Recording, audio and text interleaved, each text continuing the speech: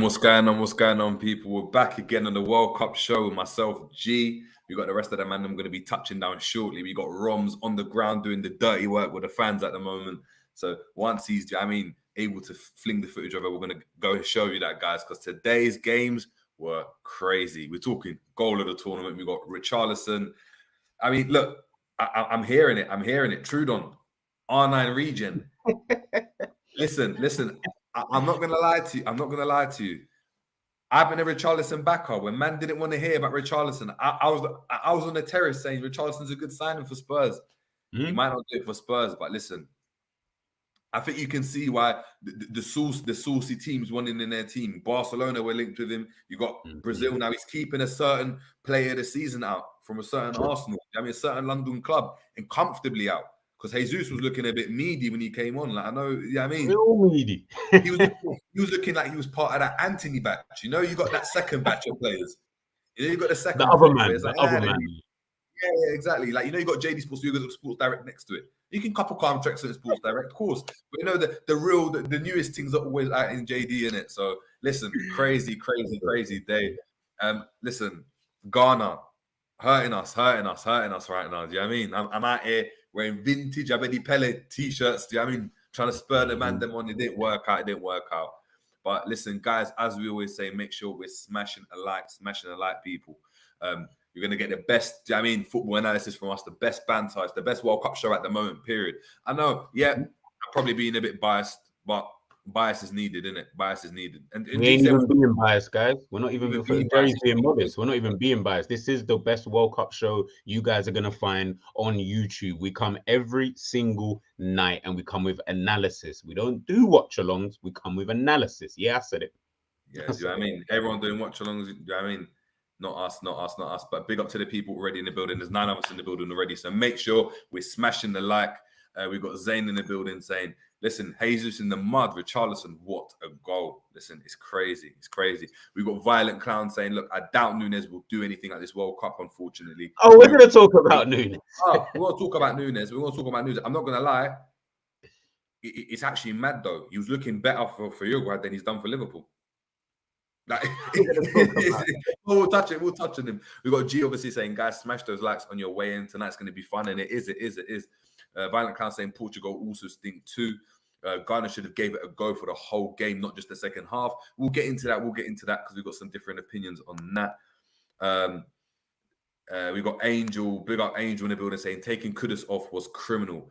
Ayew then gave the ball away twice, resulting in Portugal's goals. Absolutely pathetic. Yeah. Angel sounding like a Ghanaian. Have we got another Ghanaian in the chat? Hey, Angel, Angel's feeling the sauce. That's why he's feeling the sauce, bro. I promise you.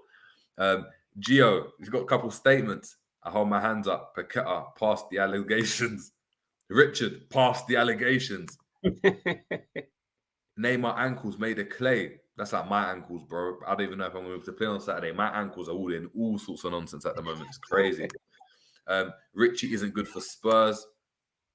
He's not, but guess what? He's here for Brazil. We've got M Mizzy in the building saying, Wagwan lads, G, the next Ghana Korea game, we rivals for 90 and plus minutes. Listen, it's not only G, it's myself, it's Ish, it's Saint. Do you know what I mean? We've got a whole batch out. Fritz in the building as well. When he gets in here as well, he's going to be at you for the game as well. Don't worry, bro. But it's going to be love afterwards, man. We've got Romel Mensah in the building as well. You know what I mean? I forgot. Well, cool. We might as well. We might as well start before the. We might as well start. The man will join us. Might as well start with the game that just happened. Do you know what I mean? Because we're probably going to want to delve into. Do you know what I mean, the Ghana situation at the moment, the precarious situation. But Brazil. Boy, that was listen. Everybody, just so that you guys know, as he who said it earlier on about Richarlison passing the allegations, or guys like Gio, this is why I was telling everybody, it don't matter about what Bobby does. Bobby can score 30 goals between the beginning of the season up until now. He's never doing that. He's never doing that. Never doing that. But also, guys, we need to look at the way that Richarlison plays. If you look at the way that Bobby plays, just quickly, he drops deep into Neymar's position.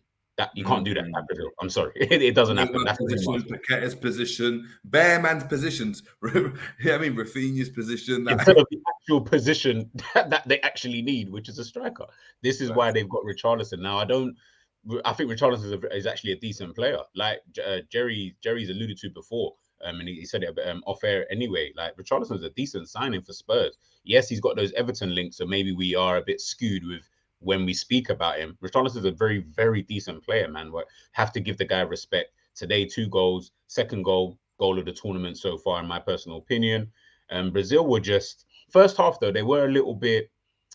I felt like they almost gave Serbia a bit too much respect, but Serbia was sitting in though. They were trying to sit in as much as possible. But that second half, that was all Brazil, man. We started to see Neymar pick up pockets of spaces. You're starting to see Rafinha get on the ball a lot more. I kept saying, get the ball out to Vinny. If you get the ball out to Vinny, this guy's going to do damage, man. He's one of the best, if not top 2-3 left wingers in football right now at this current moment in time, man. Like, Brazil were good, man, in that second half, man. I liked it. What about you?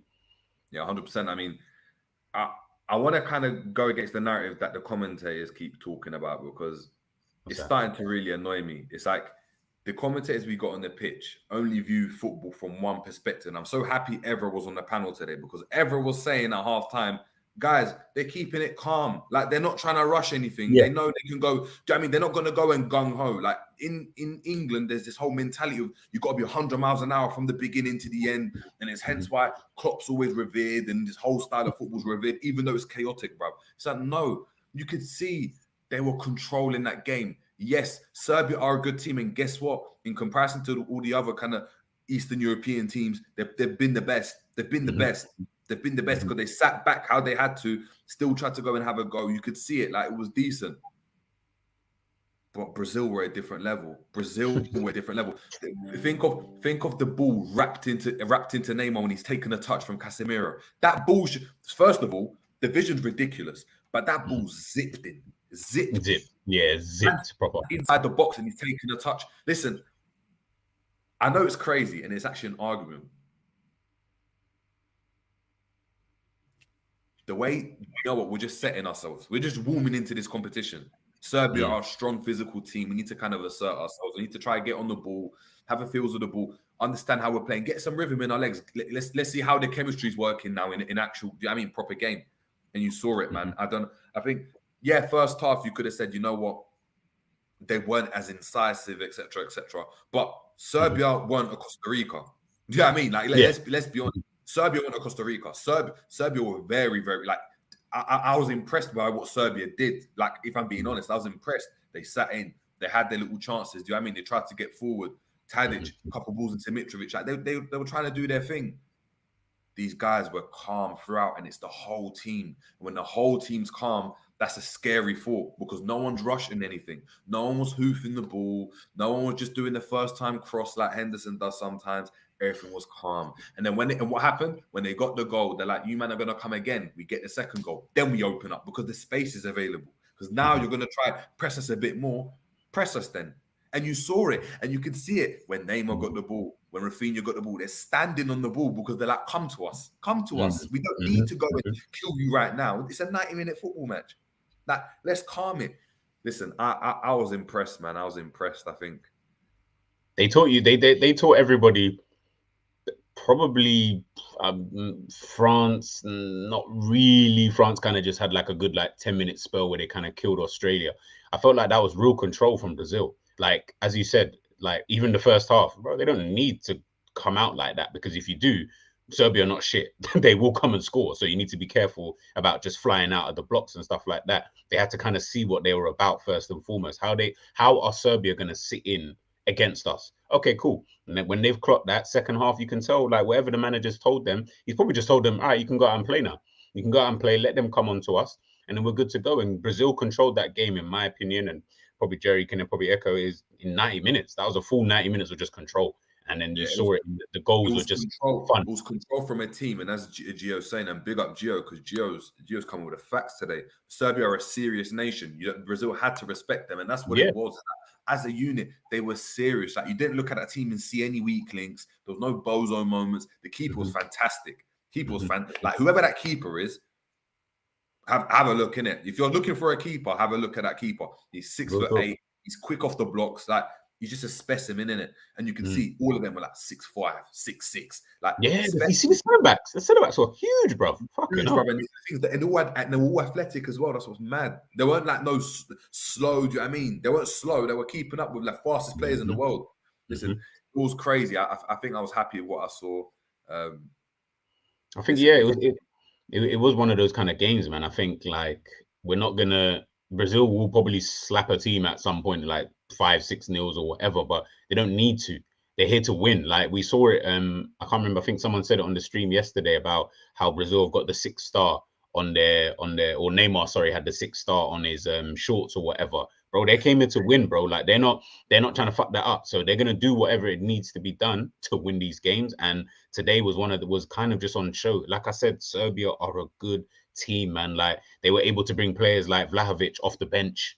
Like, are you serious? Like, not many international teams are bringing someone of that quality off the bench to come on in a game. Even though, he didn't really get into it, but that was just due to the fact that people like Thiago Silva, I was all thinking, nah, they might be able to get at like Sandro, and that Sandro played decent. Danilo, defensively, Sandro was good, man. Yeah, very good. You see the shot? Listen, and what I'm saying, and what I liked about Brazil, and this is what I like, is that people are saying, they're not fluid, they're not doing this. The reason why that isn't the case is because they weren't going for it. You had Danilo and Alexandra that were like, you know what, we're going to sit in. We're not going to go and get forward and get over exuberant. You know what I mean? We're not going to do what Marcelo and what Cafu and Roberto Carlos were doing stereotypically. We're going to sit in. We're going to be tight and congested. We're going to allow them man to do their thing. And that's what's worrying, because in the tournament football, people are expecting Brazil to just be flamboyant everywhere. There was some solid rigidness, and I've got to say, I'm not gonna lie, I forgot about Marquinhos at the back, but that Marquinhos Thiago Silva partnership right now, and I've got to say as well, Danilo, I know he got grilled. Do you know what I mean? When he was at City, his time at City weren't great. That was a very good performance for him. I know he hopped off with an injury. That was a very good performance. Defensively, very solid. Kept the ball really well. They didn't go and have to go and get forward. They had Rafinha stretching the pitch to allow the pockets for Paqueta and Neymar to pick up. It was so nice to see. It wasn't I wish the commentators actually broke it down. They didn't have to go and revise this and then sit and then do a Monday Night Football about it. But just do it after the game. Bro. And just do it after the game, because all this lousy, it's just lazy. It's just lazy punditry, man. It's just lazy punditry saying, yeah, this got to speed it up. You know, Micah Richard, the caricature that he is. Do you know what I mean? Do you know what I mean? It's like, listen, you're too busy laughing instead of just doing the punditry that I need you to do, the analysis. But the thing is, I've seen it from him a couple of times. Like, you're giving us a bit more. Do you know what I mean? Give us a bit more about it. I don't want to just hear this standard old kind of English, because I saw Gilberto Silva. Gilberto Silva was just like, no, it's calm. Like, we're doing the right thing. It's the first game. The rest of them are trying to draw him out and trying to make it seem like, do you know what I mean, England are now going to win the World Cup all of a sudden because, do you know what I mean, they looked amazing against a poor Iran side. Like, come on, but crazy. I mean, Richarlison, obviously, I mean, I've got to talk about that goal. You're talking about a left foot touch into the air, zipped in, by the way, because that ball was just, Vinicius just saying, I'm getting that ball to you. I'm just getting the ball to you. If Richarlison miscontrols that, no one's saying, like, that was a no one's going to get onto him. No one's going to get onto him. He touches with his left foot, knows where the goal is. Boom! And that was no fluke. He caught that on the money. It weren't no catching it on the shins. It didn't spin. Do you know what I mean? It spin off into the corner. It was a clean strike. It was definitely, nah, man. It was a bad one. I'm thinking about it again. Like, that's a bad boy goal, man. It's a bad boy goal. Because I'm telling you now, if Ronaldo scored that, Jesus Christ, he'd been player of the tournament right here. Just right that. Yeah, he could not play for the next 2 games and still do this, all of this, and then sued. Yeah, I mean, and then tournament player of the game, and player of the tournament, man. It's crazy. But I want to chat about Rodrigo as well, man. Yeah. I know obviously on GTV you actually spoke about, do you know what I mean, players to watch, future players to watch in the World Cup. Players that you think, do you know what I mean, might rise to the occasion or might shine. He was one of them. He's like Rodrigo, came on and looked filthy good, you know, bro. Filthy good.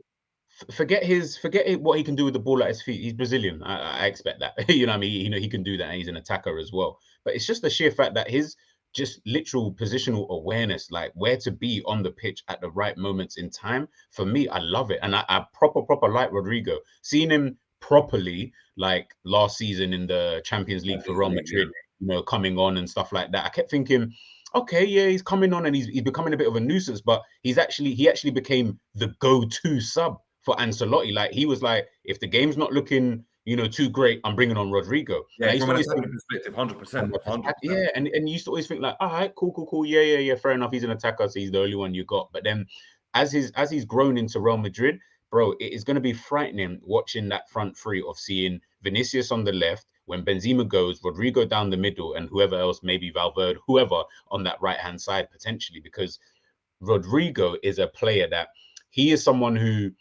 You talk about Firmino and finding the pockets of space and dropping deep. No. But this is the guy who can do it with effectiveness. This is a guy who can still get you a goal. This is the guy that I can almost give or take guarantee that he's going to affect play in an attacking sense, as opposed to other players. And I think that with someone like a Rodrigo, moving forward, I think Brazil have got, again, another beautiful sub, and they've got a player who they can potentially start in maybe their second or third game, knowing that he's probably going to give you the same kind of output as a Richarlison, just a little bit different in terms of Richarlison's a bit of a workhorse and, you know, he gets stuck in and stuff like that.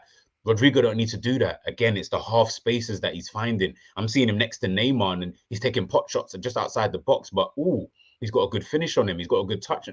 Listen, man, Rodrigo, I can wax lyrical about that guy for time, man. I think he's a dope baller. Absolute dope baller. But it's mad because I'm going to be honest, I was never like the biggest fan. I looked at the he looks a bit weird. Do you know what I mean? He looks a bit like he could be playing for the Saudi Arabian team. He was slotting nicely, bro. Like, you know what I mean? He was slotting nicely. But it's like I'm looking at him and he's offering something that I haven't even seen in maybe I haven't watched Real Madrid too tough. But even when he played for Real Madrid, he didn't offer this type of intensity. And I don't know whether it's because the European style is geared towards something else. But this kind of South American style where they're very fluid, they can pop in, like it's just lovely to watch. And I know it's mad to say, Spain were amazing to watch and really, really clinical. So impressed by them from a football perspective, but from a kind of general entertainment side, an entertainment kind of standpoint. This has been my favorite team to watch so far. Them and Tunisia, and I've been talking about Tunisia, so it's been crazy. Oh, yeah. No, 100%. I think Brazil definitely one of the teams that we need to all just watch out for, because if they let's put it this way, let's go by what you said earlier on in a minute on the stream about everyone thinking that England can, you know, win the World Cup because of that 6-2 win against one of the deadest teams in the tournament. If we're going by that standard, then Brazil are going to win the World Cup then. If we're going by that kind of, if we're all basing it off of just one game, Brazil are going to win the World Cup, and they won't even be close. It won't even be close, to be honest with you. I think they beat a France. I feel like they can beat an England. I feel like they'll beat a Spain, just because, yes, Spain are fantastic and they played very well against a very shit team. But when you're seeing someone like Brazil, the way they controlled that game for 90 minutes, bro, Thiago Silva, didn't even speak about him. Thiago Silva, the guy's what, 37, 38? He didn't even look out of place. I see him dusting for the ball, and I was thinking, right, okay. I didn't know he had that level of pace at this age. And he's beating players who are like 10 years younger than him to the ball. And they're not slow. Like, very accomplished performance from Brazil, man. Very, very. Yeah, I've got to say, before we head down, move on to the next game, we've got to bring in the main man, the equalizer, the ish. The pen's still hot from the caption just written. Do you know what I mean? It's just chat to us. I know you're on mute ish. Do you know what I mean? You're shaking the edge about sizzling, bro. Chat to us. Pen sizzling right now, bro. Listen, Richarlison, he told me to come outside, man. He told me to come outside, bro. First goal went in, and I was like, trying to give it in the group chat. Obviously, you man know it, but I was trying to say, oh, yeah, sweaty goals and that. Man said, hold that, bruv. Hold that. The touch, I hear you man talking about it before, but let me just put my 2 pence in. The touch, bruv. Then the timing to let the ball drop. Set man will let it drop too low, and then the ball, like, they'll lean back and the ball go over the bar. Like we saw earlier, was it the South Korea game? Similar kind of area. Ball came into my man just leaning back, skied it. Like, easily goal of the tournament so far, bro. Easily goal of the tournament so far. Yeah, that goal. Yeah. Dumb. I'll be real. Brazil, that performance was kind of. Spain was different. Spain, they just beat them from minute 1 to minute 90. But I like that one. Yeah. That kind of reminded me of like a City performance towards the end of the season where they just need to collect the 3 points. Like they don't play their very like optimum level, but they just come in, do the thing, and then get out. Bro, who's beating Brazil? Who's beating Brazil? Look at the players. Neymar, you got Paqueta, you got Rodrigo, you got Richarlison, you got Vinny, you've got like, oh bro, like it's dumb. It's dumb. They got too many match winners on the pitch. I clocked it just quickly. I clocked how mad their strength and depth was, bro. When they were celebrating, I'm seeing ballers in their bibs, bro. Not even on the pitch, bro. And then they're just chilling. Edison's walking into every team in the world pretty much, just chilling there as a number 2. Like, see Brazil, it's mad. Yeah, it's crazy at the moment. I'm looking. It's going to be interesting. It's going to be interesting, man, because obviously they've got the 3 points in their group. Who's in their group? You got Brazil, you got Serbia. Let me have a little quick look. I was looking at it earlier on, actually. I was trying to see who they're going to realistically lose to in that group. Is it the first game today? It must have been flipping. It's the first game. It's Switzerland and Cameroon. Yeah. Bro, they're patterning everyone in that group. You would have probably argued Serbia, probably the strongest, like second team. In regards to a team, I know they're quite solid. So, yeah, I think even though Switzerland won, though, I still thought Cameroon looked all right, really, man. Just these African teams, they ain't got no finishers. None of these African teams have got a finisher up front between any of them, between all 4 or 5 of them. Not one finisher between them. Not one bad boy up front. You could just be like, yeah. Well, let's put it this way. Obviously, before we get into that later on, Ghana was the first African team to score in this entire tournament. In the last and the goals as well. The goals as well were a bit mad. Obviously, Cancelo, bro. See if Trent had the game that Cancelo had today. Lord help him, bruv. Lord help him, because he was getting dunked on. In possession. We'll get onto it anyway, but yeah, see Cancelo. I'm watching him, because that's Salah dunked in his arse as well only a few weeks ago. So like, you can do what Trevellas, but you're defender first, man. You're defender first. He's been getting cooked recently. No, it's true. It's actually true. It's true. You know, we might as well go onto that game then, innit? Because it was tough, innit? I don't know whether I should be wearing this top in Oda. Like, baby still, the top's wavy though still. We're in Oda Babedi Pele. I don't know whether I should be wearing it. Yeah. Chat to me, man. Before the game, let me ask, what do you think of the lineup? So you saw the lineup come out. Some notable absentees, obviously. Lamptey not in the starting lineup. That was one of them. I mean, the midfield was Kudus in a kind of deeper role. That was 2 of them. Well, that was the second one, should I say so? For me, it was, you know what? The lineup, cool in terms of personnel, maybe you can get away with in terms of, because you mentioned it to me off air about like the way we were going to set up and stuff like that. So I said, okay, cool. In terms of personnel, fair enough. I'm not going to get onto you too tough. It was just the way that I felt like we set up. Like, I just felt like having the 5 at the back, if you're going to have 5 at the back, that means you're more or less not probably going to play with wingers or traditional wingers anyway. And obviously then you kind of concede in the middle of the park, you're only going to have the 2 at most anyway. So if that's the case, that's not a problem. But then the issue is you're not going to have any level of width. And then your striker's also going to be isolated up top, as we saw with Inaki Williams, totally isolated throughout the entire game, to be honest with you. I'll bar the chance right at the very, very end. Like, that was kind of it. But even, I was just sipping like that, bro. I'll get onto him in a second about that slip. Gio, you just said it there about the left back. Baba, all I'm saying is we need to find a different left back. What, you weren't rating Rahman? Bro, he was making way too many mistakes. Going forward, he was okay. Going forward. Defensively, all over the gaff. And they were starting to target that area because you can see that's where they were trying to get the pockets of space. They weren't getting pockets of space on the right-hand side like that. Those pockets of space weren't coming from that side. Do you get what I'm trying to say? It was more or less coming from that left-hand side because of his kind of defensive lapses at times. And I was just thinking, bro, like, and then obviously him not getting the ball for for them to, I think, was it the second or third goal that they scored. I think the third one. But I was like, bro, like, but for me, the setup, I just felt if you're gonna play with the 5, I need you guys to be able to be compact, but you need to offer something going forward. And if that's going to be the case, Kudus has to be further up the field. He can't be in that deeper role, bro. As you said before, as you said off air, if you're gonna have Kudus playing this deep, that you're not that guy, bro. You're not that guy. Like you can't do. There's no Ajax players to help you in this situation. As you said, Alvarez, Timber, and all Tadic, and God knows who to like. We've got Amate, bruv.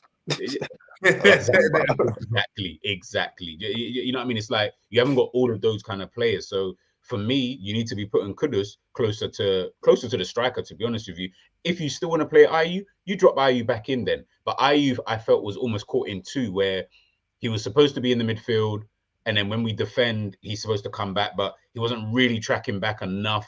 He was kind of just floating in between striker and attacking mid, but then that left us open on the side. So then we were always caught with 3 in the middle. Partey's trying to cover. Like it was just a little bit higgy for me. But first half we came in 0-0. Second half, chat to me though. Chat to me. Second half, obviously we upped it up. I think we had to come out. I think what really killed Ghana, to be fair, it killed us, was we were doing quite well until the penalty.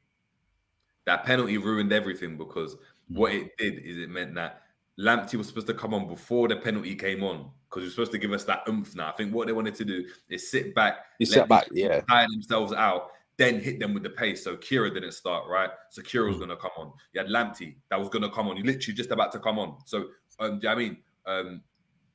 Kudus was going to stay. Do you know what I mean? All these types of things, Kudus was going to go and play further forwards.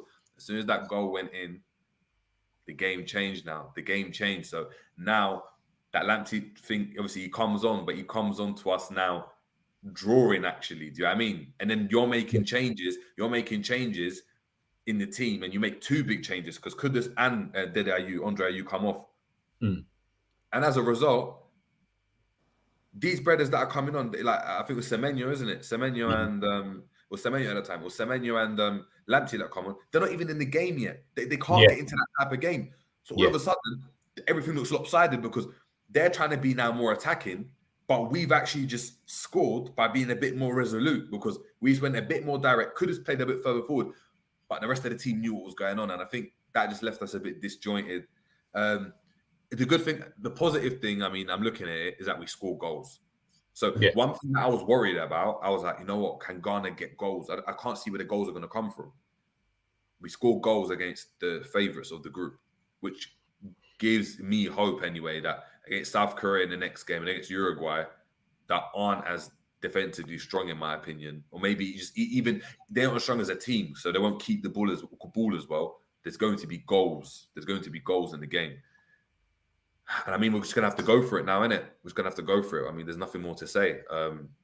Lamptey's going to have to play against, just before you go, Ish, Lamptey's going to have to play against Uruguay, because Nunes is going to be on that left-hand side. We're going to need that pace. Nunes is way too quick, and he'll try and always get in behind. But maybe the 5 might work, because Nunes might not have, because he's the only one. Nunes is the only, like, as we saw when we get onto Uruguay game, like, Uruguay strikers were all shit. Like, Suarez, he's done. Cavani didn't even notice when he came on the pitch. Like, Nunes was kind of really the only one who was kind of trying to do something, Palestri brother as well looks shit as well for Man United. Bro, Palestri, he looked like has he never played for Manchester United?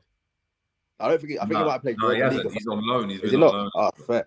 Bro, he looked like a fan. He looked like they just dragged my man from the stands, bro. He was just giving the ball away for fun, bro. I was like, what's going on?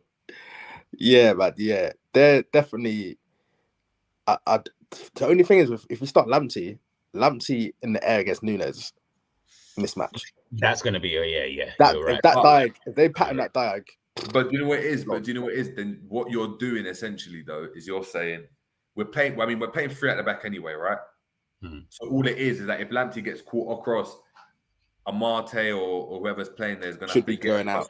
Should be going out and dealing with that. So back post having Amate there probably works, and it probably works.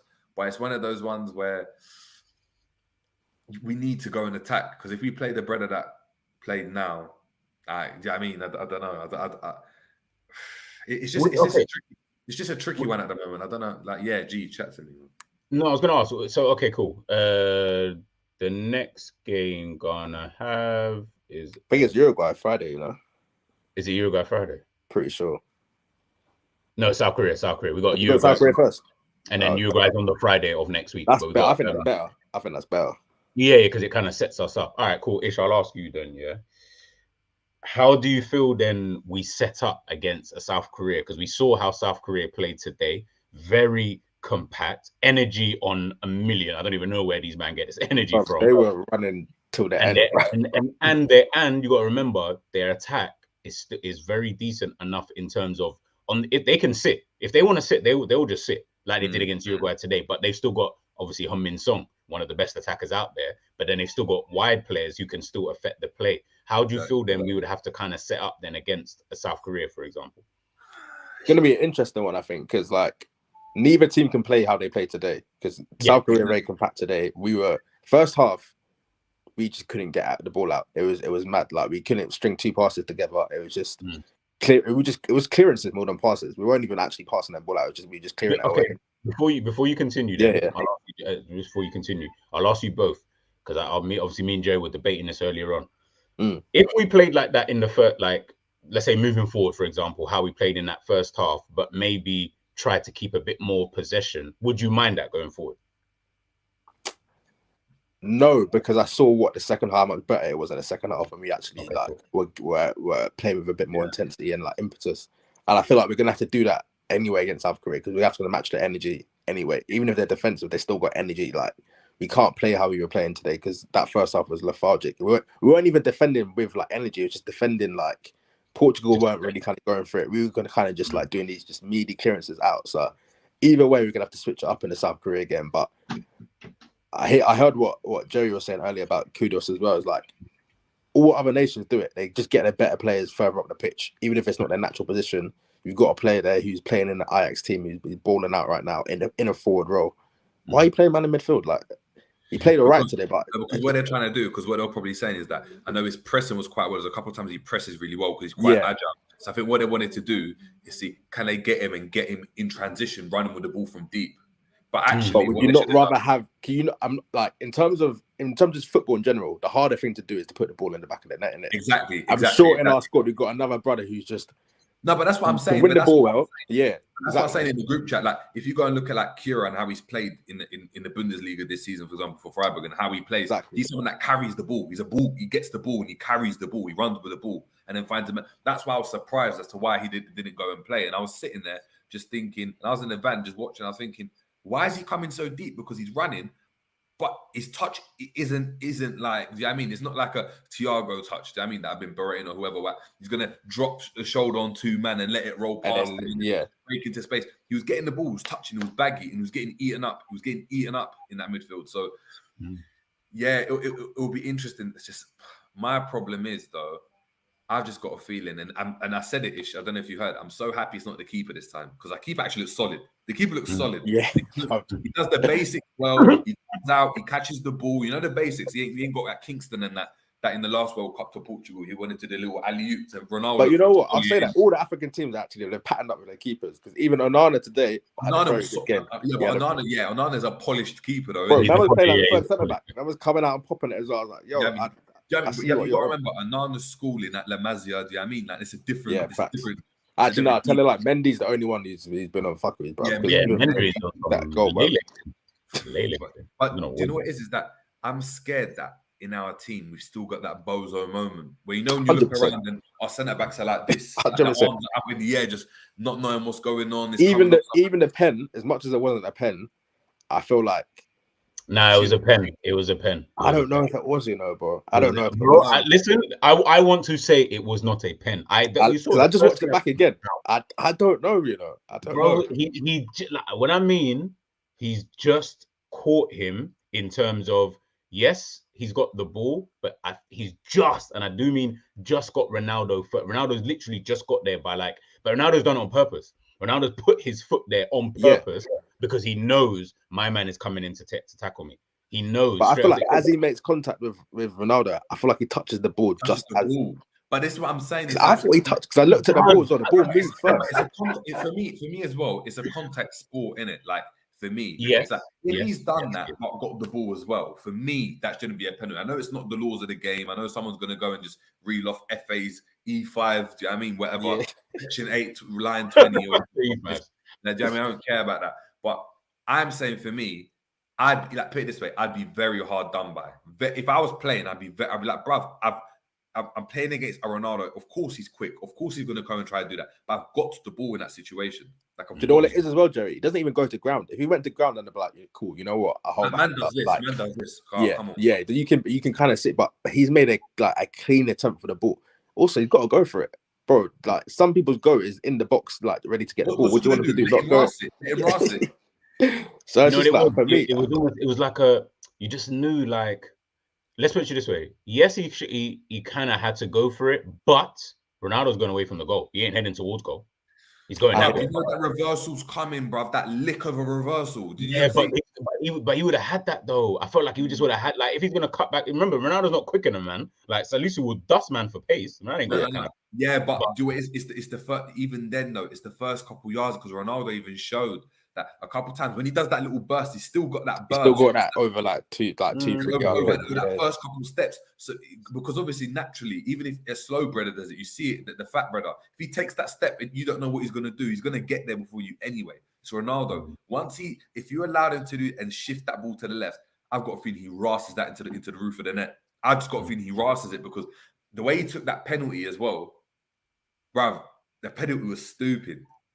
It was that, like, the penalty was hit with so much venom, yeah. That's the thing, because it weren't even like top bins or anything. But that's my point. It just hit. He never goes top bins. He never goes. He actually licked that half. But he just licks it. He just licks it, and it's like, what? By the it's time, like Kane. Yeah, but exactly. But the thing is, not even that. But Kane's one, he hits it with like accuracy. It's like how like Gerrard used to hit. Like he tried to find the side net. Like the side net. Just rashes it though. And like compare it to when Salah rashes it. When Salah rashes it, you think, oh, you know what? The keeper could have saved it if he dived the right way.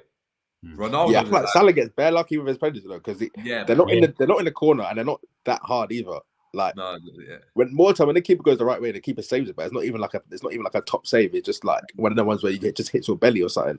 So but he does score most of the time, so I can't even say too much. Exactly. But before we move on, obviously we got someone else joining us.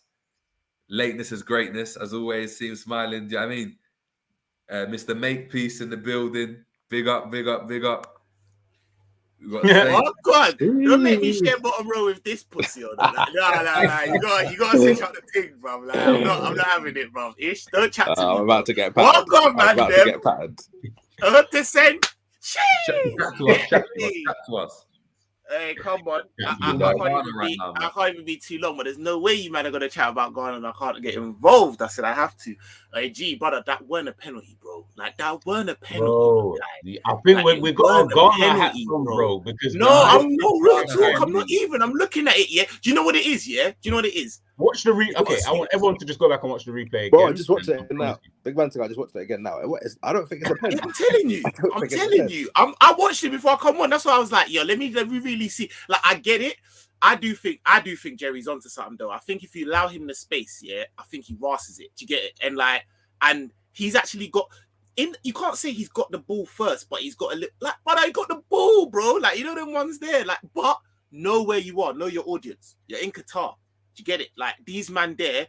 You're in the box. Forget that. You're in the box. Yeah, you're in the box. Like that. But these men are gonna want Ronaldo to. Do you know what I mean? To like, I don't think any ref is gonna be like, come on, you gotta be a little. There was even a couple times where Ronaldo, he like, it wasn't even a foul. Like the brother got the ball, but just went through him at the end of it, and like he lost possession of the ball, and Ronaldo just went and got a foul for it. And I was like, bro, like, is this big up the defender though? That was very clever defending, Jerry. And I know you was happy at that. That was very, very clever. It's risky though, but that was very good defending. You know, the ones that I said, yo, like for every, and we got to pick that up because Jerry, you're right. For every African team has that bozo defender, but that bit of defending was European. Do you get it? Like having that now, you know, like that. It was European defending, bro. And I was like, that's what it is. The Bajaku, innit? The Strasbourg captain was like, you know what? Yeah, bro. He knows what I'm going, bro. You know, like that.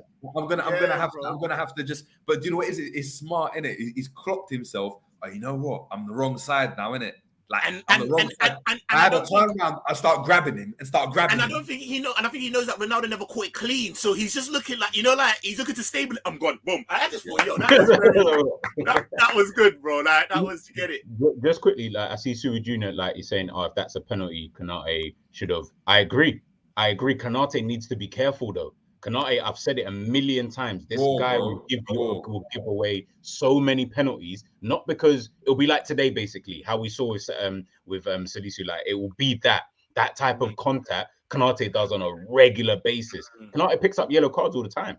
Why? Because he does that. He does that all the time. So he just needs to be a bit more in the box. For me, if you're not going to be smart about it, I'd rather you just let him cut in and ras it. Because the reality is he's going to do that anyway from the penalty spot. When you've got certain players, you need to understand what they're going to kind of do. You know, Ronaldo in the box is looking for that because he knows he's not beating man for strength or pace. My man can match him for that. You can see he can match him for the strength and pace. But as you said, Jerry, if he's going to do that little quick step, then of course he might. But I'd rather you just let him do that because you've got more of a chance of the keeper saving that than you do now of the penalty, which is obviously more of an inevitability than anything else. So in that kind of situation, you know what I mean? Like it's anywhere else, I guarantee you, if by what everyone's saying, I guarantee anywhere else on the pitch, he probably doesn't even give a foul.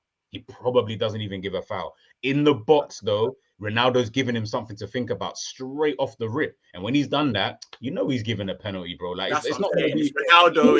VAR. He didn't even go to VAR. They even said it in the commentary that he didn't. The reason why they didn't go to VAR, what's that? That ref that speaks on these kind of things. He even said He said it's a foul. Like the VAR looked at it and said the decision that the referee made was the correct decision. So they didn't feel like it wasn't clear and obvious, innit? It was one of them. Sorry, it wasn't clear and obvious. They're not going to overturn it. Yeah, that's they're not going to overturn it. So can I mention something? Yeah, I want to big up. I want to give him props. Yeah, and I'm only giving him the props because of Jerry. Like I'm not going to lie. Like otherwise he wouldn't even be getting the props like that. But I want to give the manager props. Yeah, because the first half, yeah. And I actually deeped it, and like Jerry was in the group chat and kind of said, like, listen, like where we kept our shape. And I looked back at it, I said, you know what, he's right, like we were very stringent and very, very like I agree. Like that shape was very good, and we didn't allow the Bruno Fernandes and the Bernardo Silva to actually really work. I was like, that's calm. What pisses me off is the loss of that shape is what cost us. Like you see, like that those two, brother, the two goals. But saying the penalty is the thing that killed it though, because you could see that. Bro, you got the penalty. He was taking off the two goals, bro. Especially what happens, bro. That's what happens, isn't it? Is that you get the penalty, you get the first goal, and then the head gone. This is where I agree with G, innit? This is where the manager, for me, he gets like, let's say he was at the 10, he was like, raw, you know what, we kept it solid against the favourites, cool. It's then a 0 for me. Exactly that. Andre Ayew and Kudus. Like Andre Ayew still talking to the manager when the ball's in the back of the net, bruv. It was like a goal session. You know when you're walking off, bruv, and set piece, bang, just, goal. You're like, bro, who scored? Like, do you know what I mean? It was crazy. We undone all of our hard work, like in that timing as well was peak. And then for you to then come back as well, like, brother. And then we come back, and then obviously Bakari does this. I'm here for it. I'm here for it, man. It weren't even a good suit. If we're gonna do it, bro, at least it was a speech. It was an I speech show. Like, I know I've got to try and get the ball, but he's like, if I do it fully and stand there, it's gonna take me too much time, bro. So I do it. He did it for the pick. He wanted to get the pick in it. The subs that were warming up came to him, gave him a slap in the head, like, bruv, just get back there, and he just all. No one came to celebrate because we're thinking, brother, man, my bro, we are 3-2 down, you know. We need to try and get this next goal before we can start doing sues and all that. And this is the thing: if you hadn't have lost your shape so drastically, that probably is a 2-2 equalizing goal. Then you can sue up the place, boy. You see it, like. But we can't talk about Ghana without talking about Portugal. Who do you think for Portugal taking out Ronaldo, who I don't really feel like was even really in that game? Who do you think was kind of like their danger men though? Like, when you're looking at it, I know a lot of people talking about João Felix and stuff like that. I thought Bruno was impressive, you know. Yeah, That's what I was gonna say. I thought Bruno was impressive. Fair, especially second half. He was.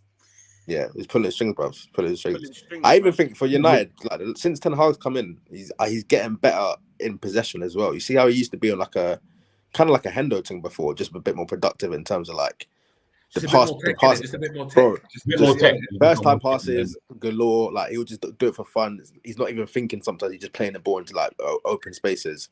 But I feel like Ten Hag's kind of coached him a bit better. He's a bit better in possession now, especially international football. So like looked like it was suiting him. He was second half. I thought he was levels. Second half. I thought he was. Jerry mentioned really, really good. I'm not gonna lie. I agree with that. Jerry mentioned that about certain players and maybe I think we talked about Rodrigo and like maybe international football the way. And I feel like Bruno falls into that kind of category because it's not as intense. Like Fred the same. Fred's a good one. I feel like with the European football sometimes, you know, they're so stringent on what a striker, what a winger, what this person needs to be doing that we can't even go in. Like, man are looking at Neymar and stuff, and they can't, like, as an example, and the pundits can't fathom what's going on in it. They're like, bruv, like, why is he moving across left to right? Like, why is he coming so deep to get the ball? Like, he needs to stay further up and stuff like that. It's like, no, like, he knows, bruv, you can't be telling, like, he knows what he's doing. He's coming deep because he wants to draw these men out so there's space in behind. Do you know what I mean? He knows these men are going to follow him. If not, he's going to turn and run at them. That's the conundrum we're at. Do you know what I mean? Like, but these men, they can't see it. So they're sitting and they're like, oh, what's going on? And you see it even with like a Rodrigo. Like, for me, Rodrigo, I know he's performed well for Real Madrid when he's come on and stuff. And I know Saint, you've been an advocate of him. But now I saw him in a role where he's just like free to do what he wants to do, right? He adopted that Neymar role when Neymar came off. Bro, he was sourcing in there. Bro, stop it, Jerry. Don't let me. No, you're going to tell me red and that. He is just, bro, even in the game against us, bro, what he was doing against us, fam, I was like, we didn't know what to do with him. We actually didn't know. Bro, it's like Klopp. Like, you know, when you get to a point where you're like, okay, I know how to deal with like Benzema. Once we kind of close him off, he ain't going to be effective. Vinny was getting it right, but we knew what to do. Yeah, we knew what to do with him. It's just whether we can do it, but we knew what to do. But Rodrigo, he's a player. He's a bit like a Neymar, where you're just like, all right, do I go with him? Do I leave him? Because if I leave him, he's quick enough to burn more or less the whole back line, give or take, or at least match them for the pace. So techie enough that if you fall back, can send a 30-yarder. So should I press him? Should I not? Like, bro. Baller. And you know what it is? With all that star-studded thing, he's so underrated. Like, he's so understated. Yeah. You know the ones you got a quality like Rodrigo to come off the ball. It's dumb. In both, like, as in, like, do you know what I mean? Brazil or what's it called? And I think what you see as well, especially like in Brazil or when a Fernandes plays for Portugal or whatever, because it's a nation thing, they're like, well, this is the crop we've got. You know, they're not looking, oh, you know what, we need to sign a brother from here. You can't be doing foolishness. You know what, whatever you're good at, just do it for us. Just do it for us. Yeah. But that's what pisses me off, bro. Just to hear you say that, Jerry, and then it makes so much sense, Jerry, and then have kudos doing that. Like, brother, just do what you're good. Do you know what I'm saying? Like, this is what I'm saying. You got Chris Hughton and then man at the back. Do you know what I mean? Anthony, do you know what I mean? Just sitting down saying, you know what? Yeah, we're not gonna get beaten, which is mad. You saw as soon as he went forward, he was causing problems, and you saw there's a couple times there, good footwork, good nice feet. Do you know what I mean? Getting away from people, but it's like you need to do that further forward. He's not that Neymar. He's not that Neymar thing that's going to be dropping. Do you know what I mean? Turning man on the tip. Listen, see what you were saying about how he's better than Neymar, boy. Yeah. Don't know about that. No, apparently he retracted it. You better retract it. You know who I like? Leo. That Leo is quite cold as well. Leao. I know Jerry's got 1, 2 fingers. Listen, this is what happened. Yeah, the ball was running through. I don't know who was running through. Was it Bernardo? It was Fernandes. It was Bruno Fernandes. He's running through the ball, and I was like, "This is a goal." I saw Leao. Yeah, I just saw it. You could just see it in my head. I was just like, Henry, and he done the open foot finish. That was perfect in the corner, though. That was that finish. I'm telling you, like.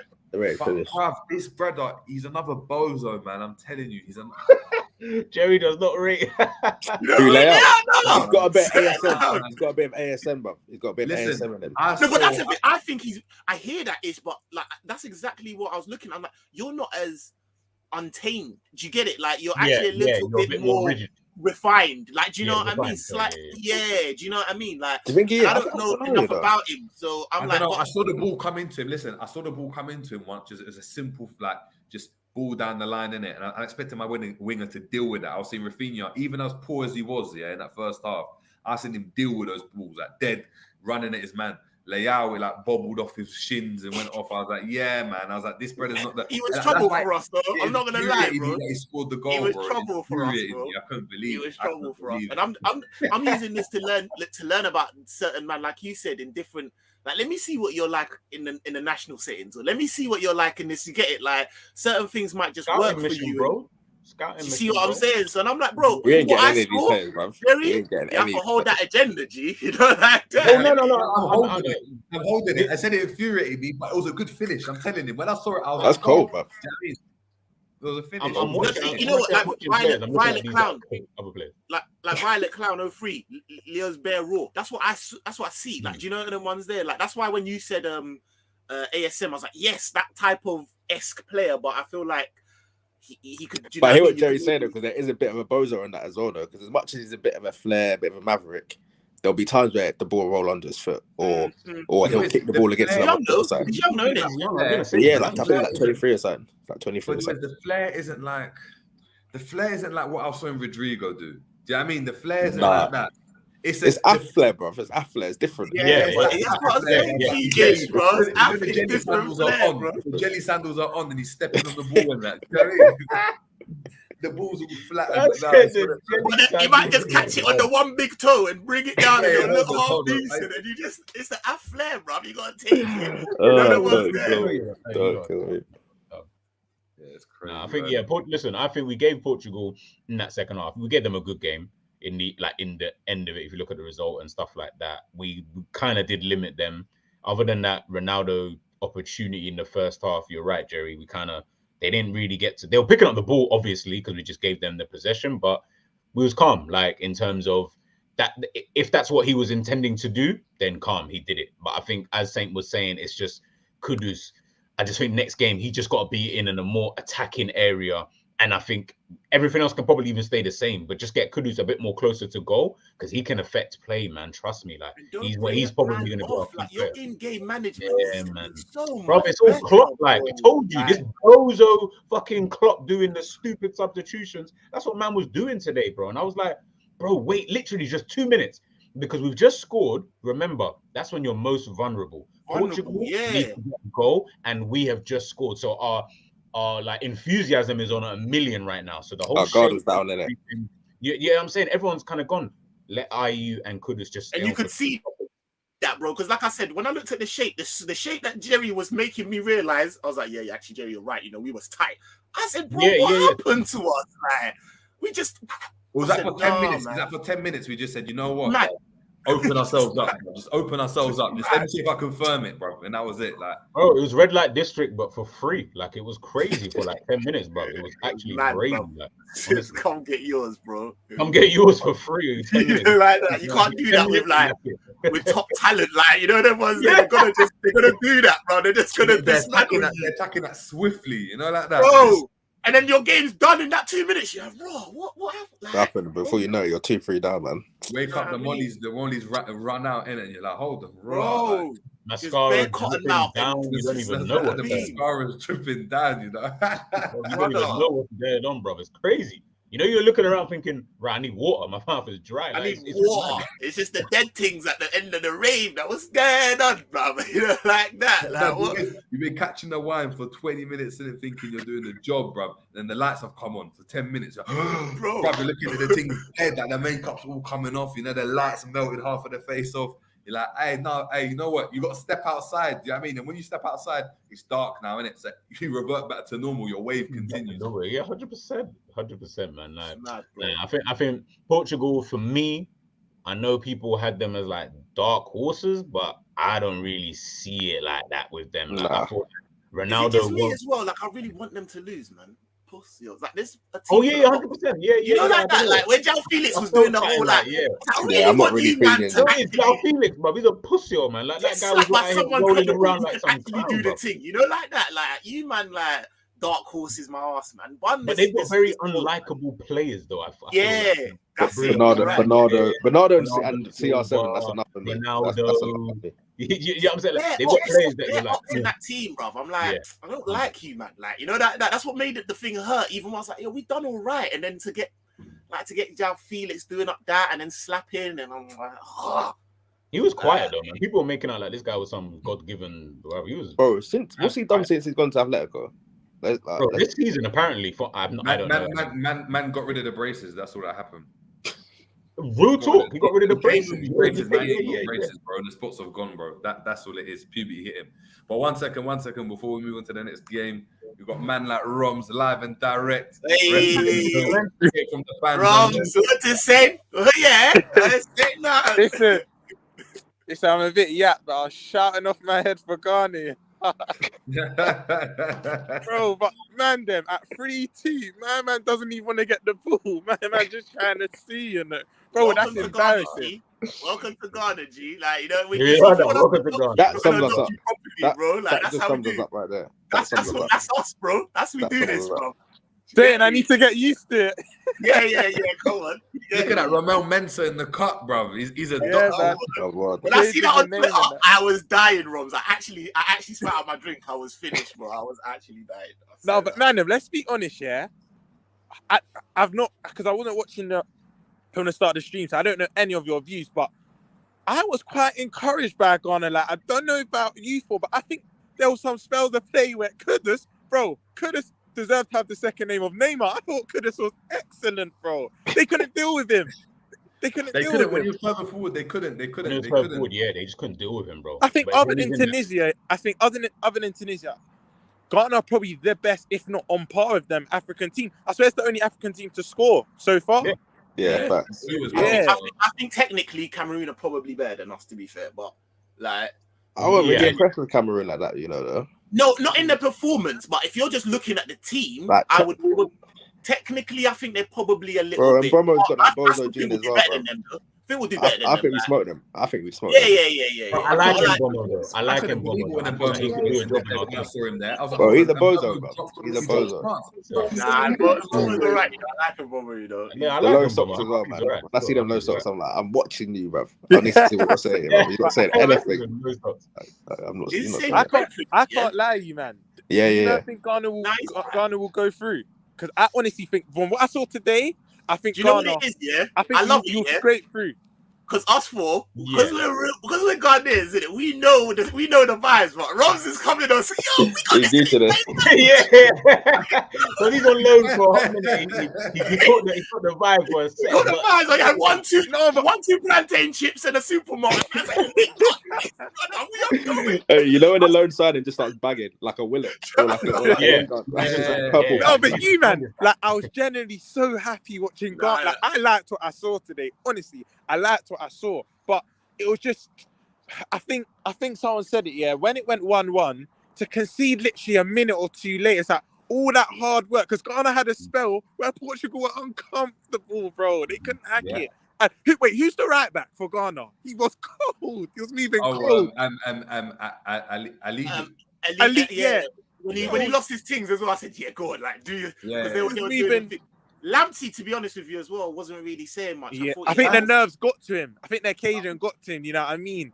But his first game in a world, like, you know what I mean? Like, his first game. Man, do you think it was a penalty on Ronaldo? Nah. I don't. These men saying nah. I'm saying it was a penalty, but it is what it is. Come on, that was too soft, bro. Too soft. Yeah, but remember, forget how you soft it is, though. We don't need to know. It could be the softest penalty in the world. It's still a penalty, though. It's still contact, like. Yeah, you know what I'm saying? You've got Salah get given penalty for left. I'm even watching it for like a last time again. He gets the ball, bro. Brother, just for you, I'm gonna rewatch this. He actually gets the ball. I'm not even capping, bro. He actually gets. I can't lie, yeah. We got live because you see when my man, I'm not gonna say headbutted, but he did that head movement and he didn't even get a yellow. Bro, he got live. Given a record. The referee just allowed him. Yeah, you can see that it was a bit like techie in that. And that's straight. You know, that's some straight Simeone. Yeah, I allow it, bro. I allow it. That's mocking it. Ravi's mocking. Don't even, bro. Ray.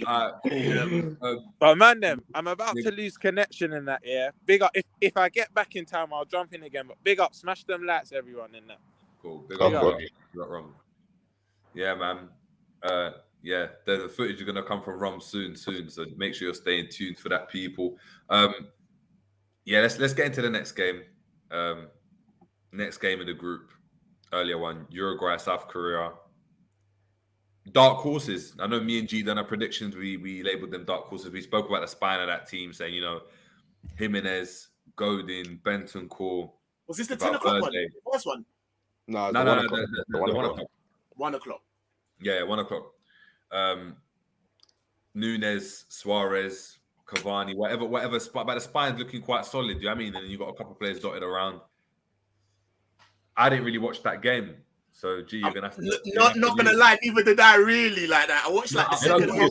I watched it in bits, but because I was working in the van, I was doing stuff. Same. I was doing bits and bobs, like second half mainly. I was a bit. You man didn't miss much. I heard. I saw South Korea playing well. I know there was a couple times they were getting straight direct to Son, and Son. A couple times he skipped inside. You were thinking, you know what? You might wrap it. Clean cut, set it over the bar. Bro, lean back so far. I was just like, what are you doing? You know what I liked about South Korea in that game, though? From the off, and they were active. These Asian teams, actually, I have to pick them up. Japan did it the other day. So active, bro.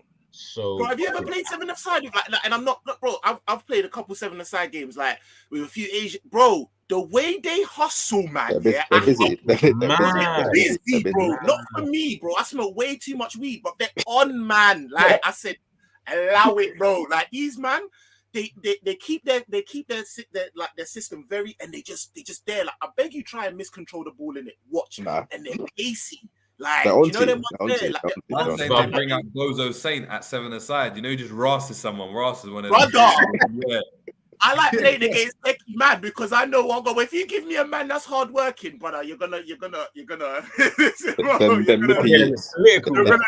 better of me, bro. I'm gonna lose my head, bro. One thing I will say though, what's his name? Yo, he's rivaling Van Dijk with them passes. If not, some of them were way better. Jimenez, some of them. Oh yeah. Hey, Jimenez out. Dirty. How old is Jimenez? 28, I think. 28, 29, I think. Oh, is he that old now? I thought he was younger. I thought he was 27 still. Is he 28? I want to say 28. I don't know why, but I just want to say 28. Either way, him and Godin at the back, you're not. It's going to be difficult to try and get past. That's all I'm going to say. You got one who's quick in Jimenez, and the other one is just a unit. Like you're not getting past him, and he almost scored as well. But Valverde. Oh, I knew it. I was right. This spread is different. I saw the shot. The shot was different. Like it was like he's a Gerrard regen. He's actually a Gerrard regen. He can play anywhere across the pitch, wing, up front, like wide forward, midfield, right back. I just need one more season, bro. I just need one more season. One more season, and then go. I think enough. See me, I think enough. It's not enough. You get one more season, bro. He's. Do you know why I say I've seen enough? Because I've seen him play. I've seen him ball out in different positions in different games, and I've been like, "You're the best player on the pitch in about 3 different positions." So I'm like, "Yeah, you're the guy, bro. You're the guy." They got him for as well. Like you mocking, like you can see what you want about Chouameni, yeah, but he's still 100 mil worth of a player, bro. You got this guy for less than. Chouameni isn't even half the guy that Vel. Bro, we talk about Robbo, and they got him for less than what we got Robbo for. Like, relax, bro. And you know what? We could have slapped Valverde left back, brother, and he was probably would have done that. And he's right footed. You know the one there, like Valverde is. He's got a shot on him as well. Robbo ain't got that shot. You know what? If that went in, that would have probably been one of the best long strikes I've seen. But it didn't move. Like it weren't. He didn't knuckleball it with the balls flying about. Clean. You know that the full no lift back, boom. You know what he's just back. He's like Valverde. He's someone that if you're looking for, obviously Madrid will never let that guy go, obviously. Bro, but he's there for life, bruv. He's there for life. But if there was any even ounce and someone said to me, "Bro, we'll give you Bellingham or we'll give you Gavi or we'll give you Valverde," I'm saying, bro, you can dash the other two, brother. I can get another player like them too another time. You can't get Valverde, bro. Like that brother is dumb. The stuff that he was doing today on the pitch. But one player we have to talk about though, Suarez was so shit. He's washed, bruv. He even looked big. It hurt me. It started to hurt me. His belly's looking like one of the man. Belly's looking all kind of like. I need us to re-up on this man. I need us to re-up on this man, bro. Like, I'll hold all that. I'm sad for Suarez talks after we duppy them. Do you get it? Then man will do that. I need us to. I need us to run it back. We need to run it. Yeah, you understand? Thank you. Like when we do what we need to do, then we can sit down and we can really say, "But I hear that. I feel you, but he does look finished though. I'm not gonna lie. He looks like today, and obviously you know me, bro. Like any opportunity I get to get onto Nunes, but Nunes was the only striker on the pitch. I'll be real. Even when Cavani came carrying, man. Listen, I saw a Nunes that was dropping deep, trying to do little link up. You know what they were doing? When Danny Murphy was even playing. Nunes before, don't act like it's the first time, bro. Stop it. No. This is a don't do that. Maybe on FIFA, bro. Maybe on FIFA. No. You're trying it. Stop it, Jerry, bro. Uruguay were trying to play with they played 5 at the back, and then they had Nunes up top. But then when they were defending, Nunes would then drop back in, so then he would almost make it into like a 5 kind or 4 into like that midfield. But when they attacked, Nunes was always going wide, and then can't remember who would to drift out to the right, maybe even sometimes Valverde, and then Suarez and Nunes would almost form as a partnership. But Nunes was doing most of the work, like kind of up top, and he wasn't really getting. And then what's it called? Their fullbacks as well. They like, oh fuck, and he just draws man like a magnet. You know them ones there, like if you can really use him, he creates space. That guy, you know that one. He's tapped. Some of the tackles he was falling into and stuff. I'm just like, this guy's he's just an odd guy. He's an odd guy. You shouldn't even be in that. You shouldn't even be in that area of that pitch, let alone doing that. Like, you know, I'm seeing man at the corner flag. I'm seeing man at his own corner flag, just like slide tackle. I'm like, what are we doing? That's why I'm like. That's why I'm not letting Jerry get away with them ones. You know, like, oh, bro, I'm seeing him cut back and like, bro, you seeing that, bro? Stop it. That was on tape ASAP. No, but listen, you see with Suarez though, I feel a bit not sorry for him. But obviously, Suarez ain't the Suarez of old. But there's someone that they had to kind of find his feet, but they weren't doing that enough. Like they actually stopped Suarez getting on the ball. Do you know what I mean? And there was no one near him. It was only Nunes with his pace that they were able to exploit. But trying to get it into anyone's feet, as you said, the ball coming into him and there was a swarm of Asians and a swarm of South Koreans just eating him up. So I love that. You know, it's such a like. Bro, I think. Do you know what it was? That's why me and I think you thought that's how we were gonna play, because that's how I thought we were gonna. I haven't seen. I thought, we're gonna like stay.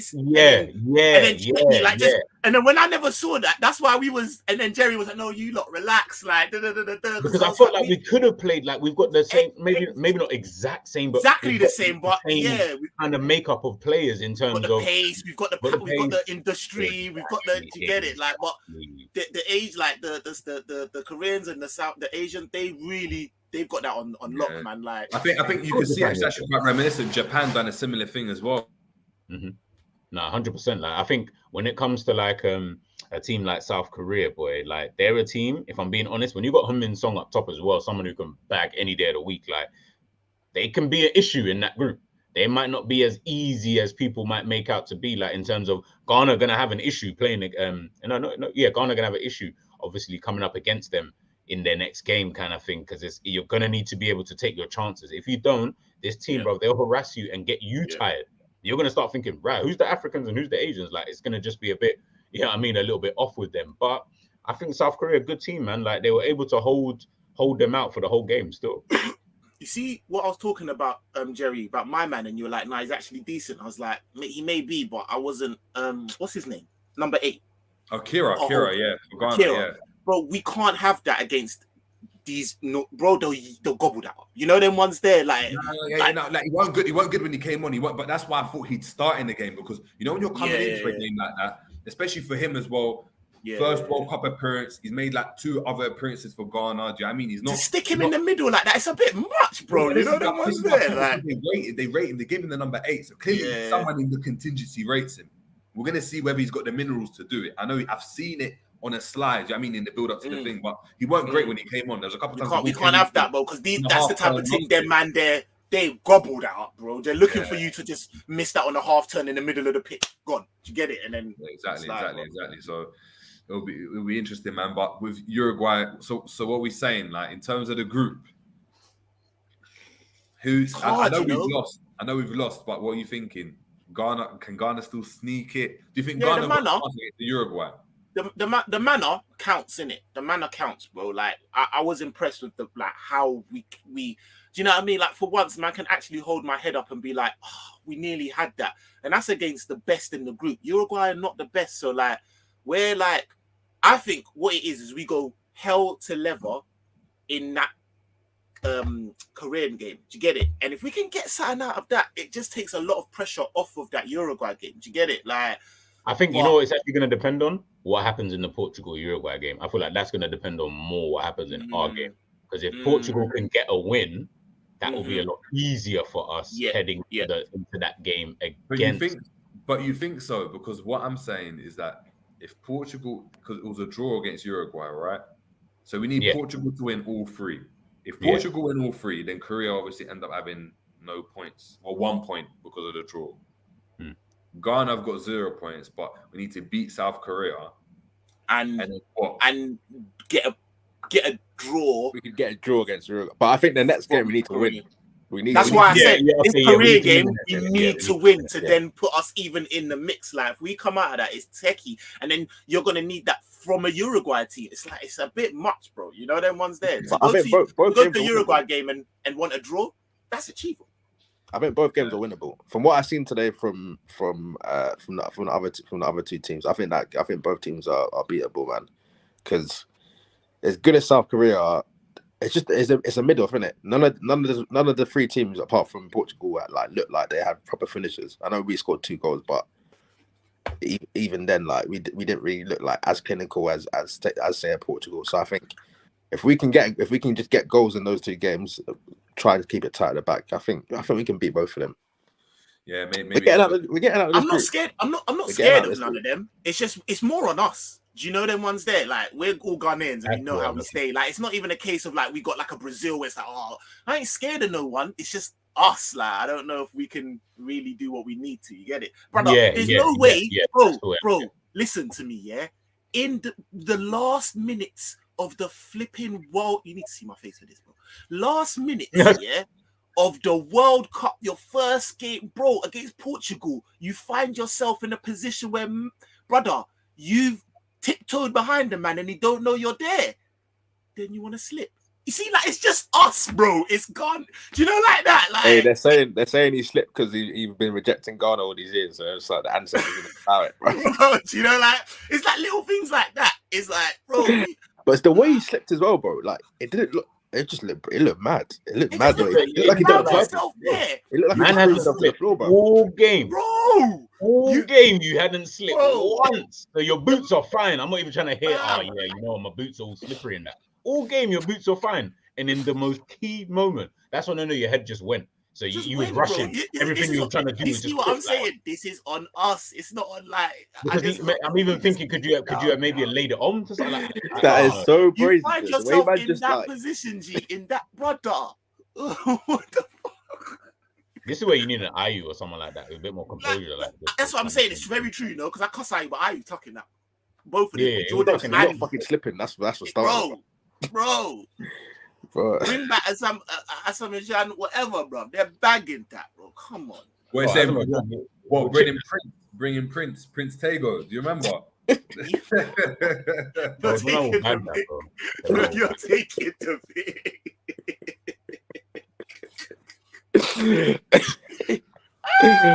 Oh, JJ, you're too funny, bro. It's too funny. It's that Prince Tego. Them man will bag that, man. The man will bag that. But we lost 3-2, man. There's nothing we can do. But exactly. We got to move on, innit? We got to move on, and I guess the World Cup either ends with South Korea or Yeah, literally. Yeah, that's it, innit? That's it. We brought too much vibes, played too much good football. Was like the first African nation. It can't big up the be, aunties bro. as well, man. Big up the vibes in the stadium. Like, come on, man. Like, Bro, it felt like it was in Africa. It fully felt like it was in Africa. It was, and then I've had game. That was better than the Mexican crowd. That was better than that was serious. Season. Praise and worship, bro. Are you dumb? Like, I was loving life, bro. Yeah, no, it was good. It was good. Let's move on to the next game before we get obviously into our player of the days and stuff. Switzerland and Cameroon. Early kickoff. Kind of in and out of that game as well. Yeah, me too. Obviously, not gonna lie.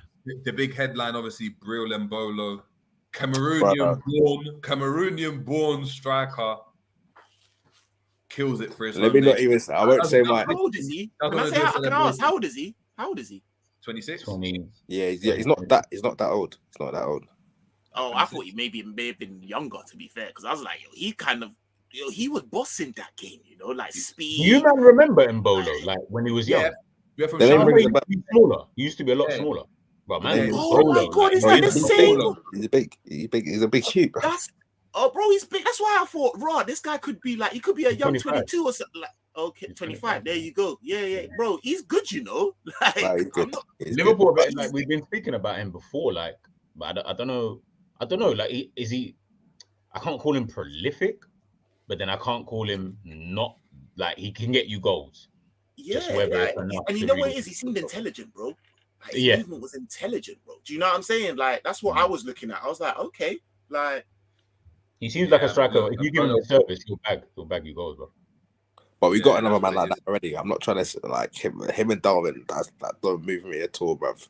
No, but I actually think Mbolo's clever, like more like he's more of a striker. He's not drifting out to the You know left, what I'm trying to say, Jay? He's actually got more like his movement. I hear you, but because we won't find him just doing up left channels, trying to just put in a ball to like, bro. He I'm telling you, man. You know what it is though? He's another gamble because we already got a big gamble at the moment in our team. I think the next forward we get, I want to be like, yo, you're. Oh no, I'm not. Bro, I don't want him. I don't feel like we should sign him. I'm just saying, like, in terms of like before. Sorry, like when we were. Oh, it was when we linked with him like the first time. The first time. I was like, okay, yeah, I can see why you'd be linked to someone like him. You know what I mean? He's a decent player. He's raw. I feel like but Switzerland and Cameroon though, I felt like when I did catch bits of the game, it was more. First of all, it was boring as hell, but it was Cameroon didn't really have much of an edge, especially up top. You see my man who's talking all the fucking time. What's his name? Abubakar. Show promoting. No. What's his name? Yeah. Joe Moting ain't talking. He's calm. He's calm, man. He's calm. Joe Moting's got a banging career behind him. He's good. You know what I mean? Bro, the glow up is mad from Stoke to UCL. To Munich. To Munich, to PSG. Come on, man. This guy's calm. Brother, he's doing up. He's calm. Yeah, he's all right. He's living his best life. Literally, bro. Literally. But when it comes to Cameroon, like I was watching them a little bit and I was thinking, yeah, you all kind of... You're kind of nice and easy on the eye, but when you get to the attack, it just seems to break down. They were choking, bro. They were choking, get around the box, and then it just turned into hot potato. It was dead. They got nice players though. They got nice, like the midfield is quite nice. Defense, and Anana's made a six saves. Yeah, Anana looks really good. You know, Anana looks having Anana there helps them out a lot because I know back in the day they had a keeper there that just.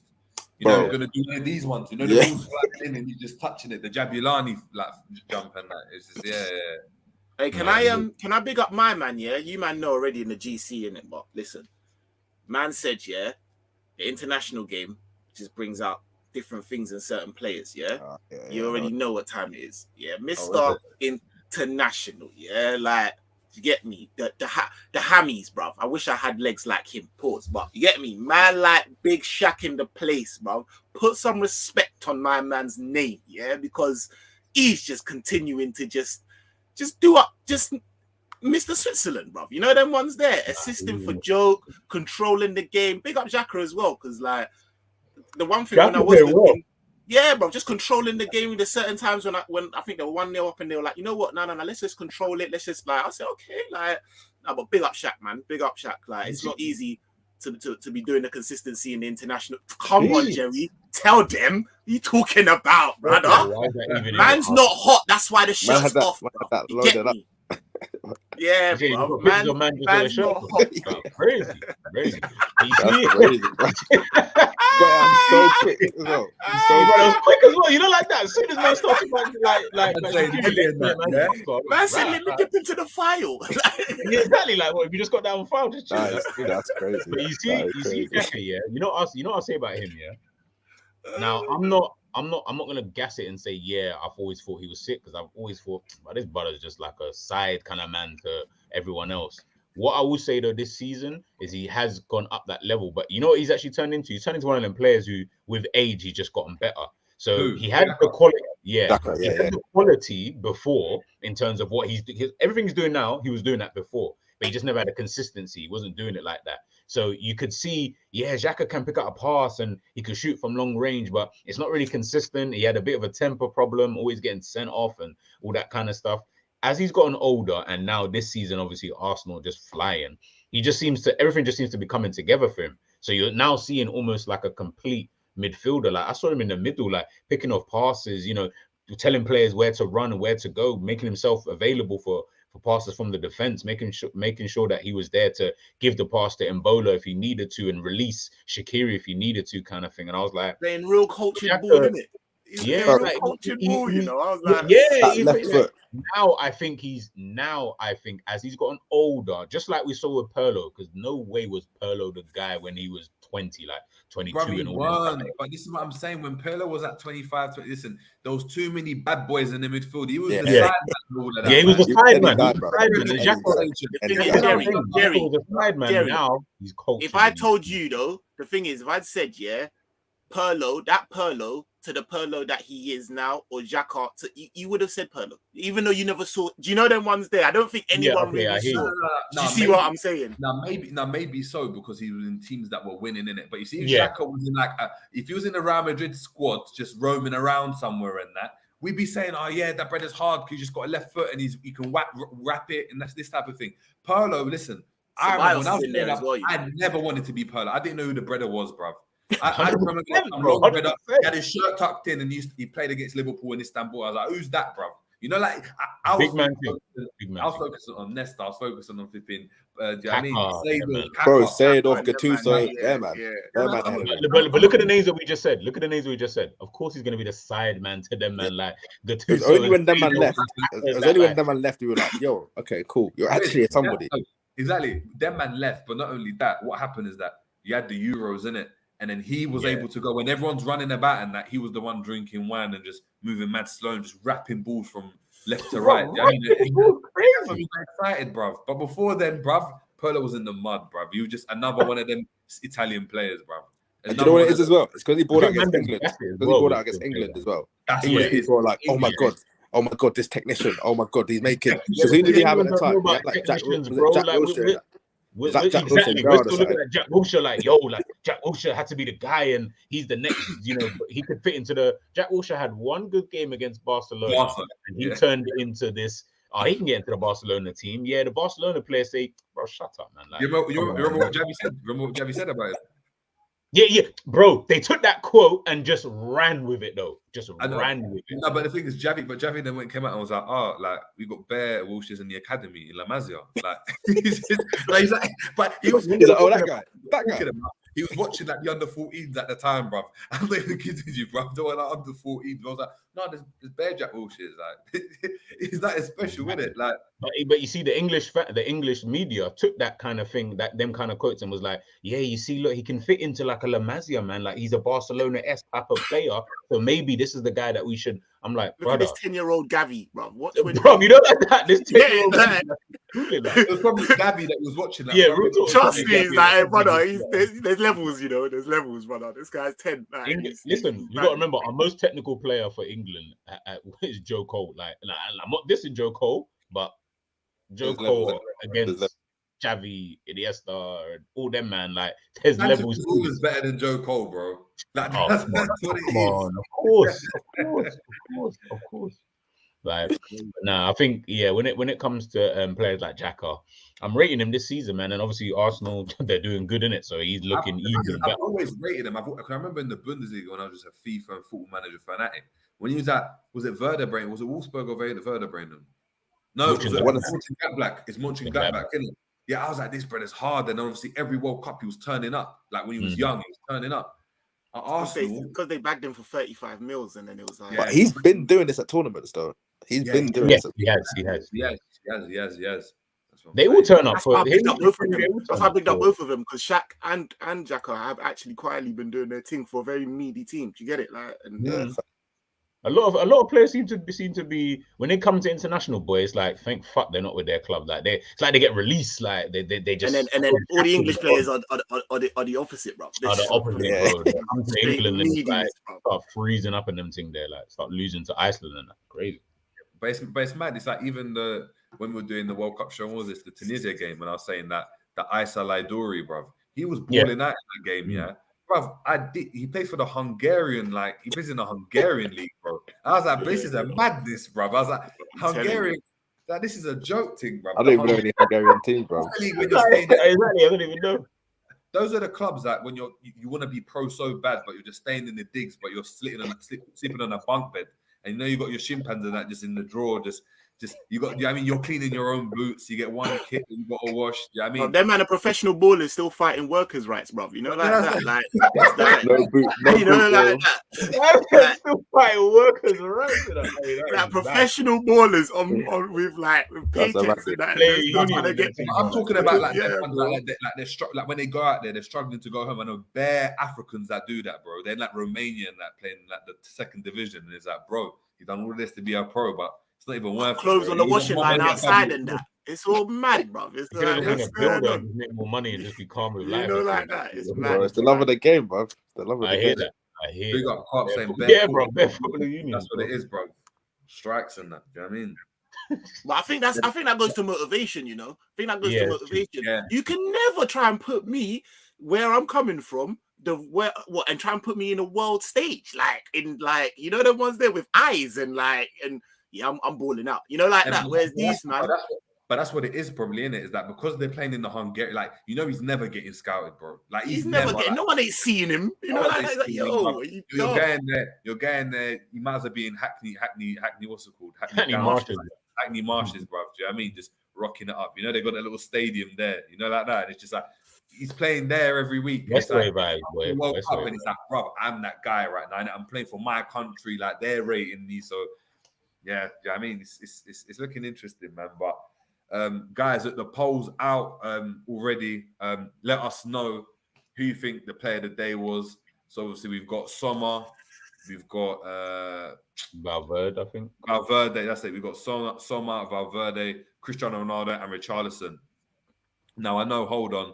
Where's the comment? We've got Sammy not having it, saying, look, Jerry, how is CR7 ahead of Casemiro and Vinny for player of the day voting? Guys, the player of the day is based on the official man of the matches. So, listen, of course, there's 4 players we can go and put in, but let us know in the comments if you guys think, Vinny or Casemiro was player of the day. Let us know. We'll read that out. We'll chop it up. But, you see, when Vinny was good, yeah, and I'm asking this because I'm a fanboy in it, so I want you lot to actually like bring me back to earth if I'm wrong. But as good as Vinny was, did you really miss him when he went off? When Rodrigo came, I think Casemiro was the. Do you see what I'm saying? Like, I didn't say that shot from Casemiro. Was ridiculous, bro. And who was the one that laid it off? Who was the one that laid it off? You know, like that. Like I'm just like, it's. You was mad. I feel embarrassed. Yeah, I know what you're gonna say. I was getting a rating a certain Uber driver that was just there, looking at the water bottle collector over this brother that's just touched Man United, and I was sitting there, face up, do you know what I mean, on camera, in person, telling people, nah, this brother's better, he's the best in the world. No way, bro.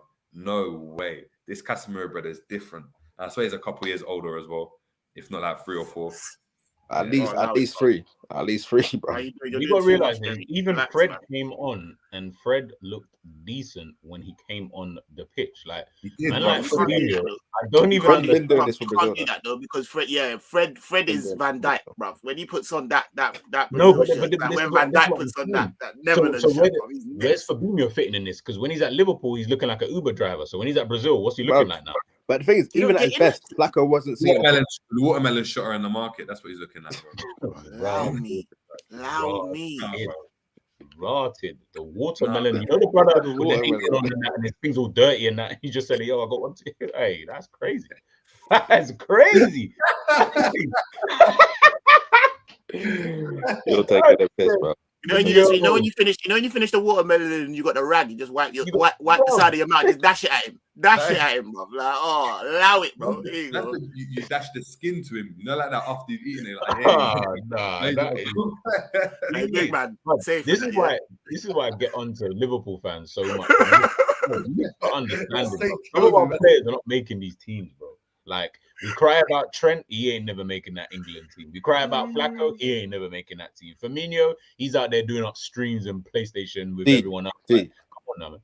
Two of the worst England performances I've seen in the last few years have been Jordan Henderson, bruv.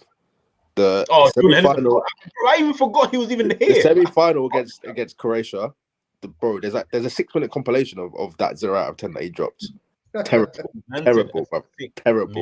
terrible.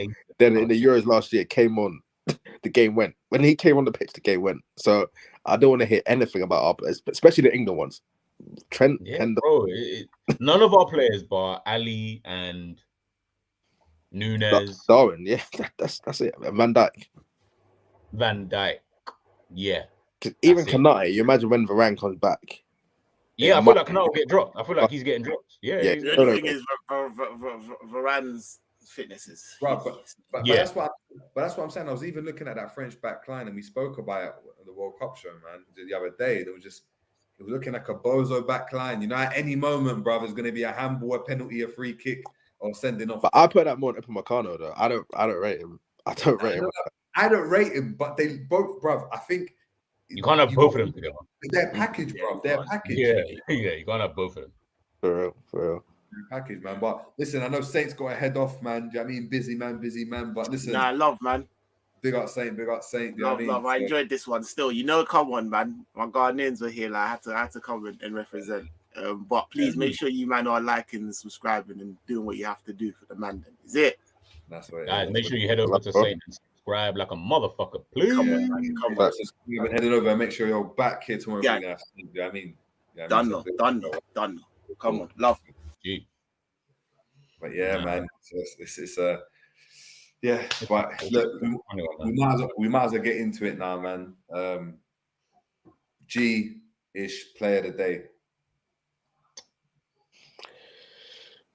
And your honourable mention. I always forget. And your honourable mention. So someone that I'll say Richarlison for player of the day.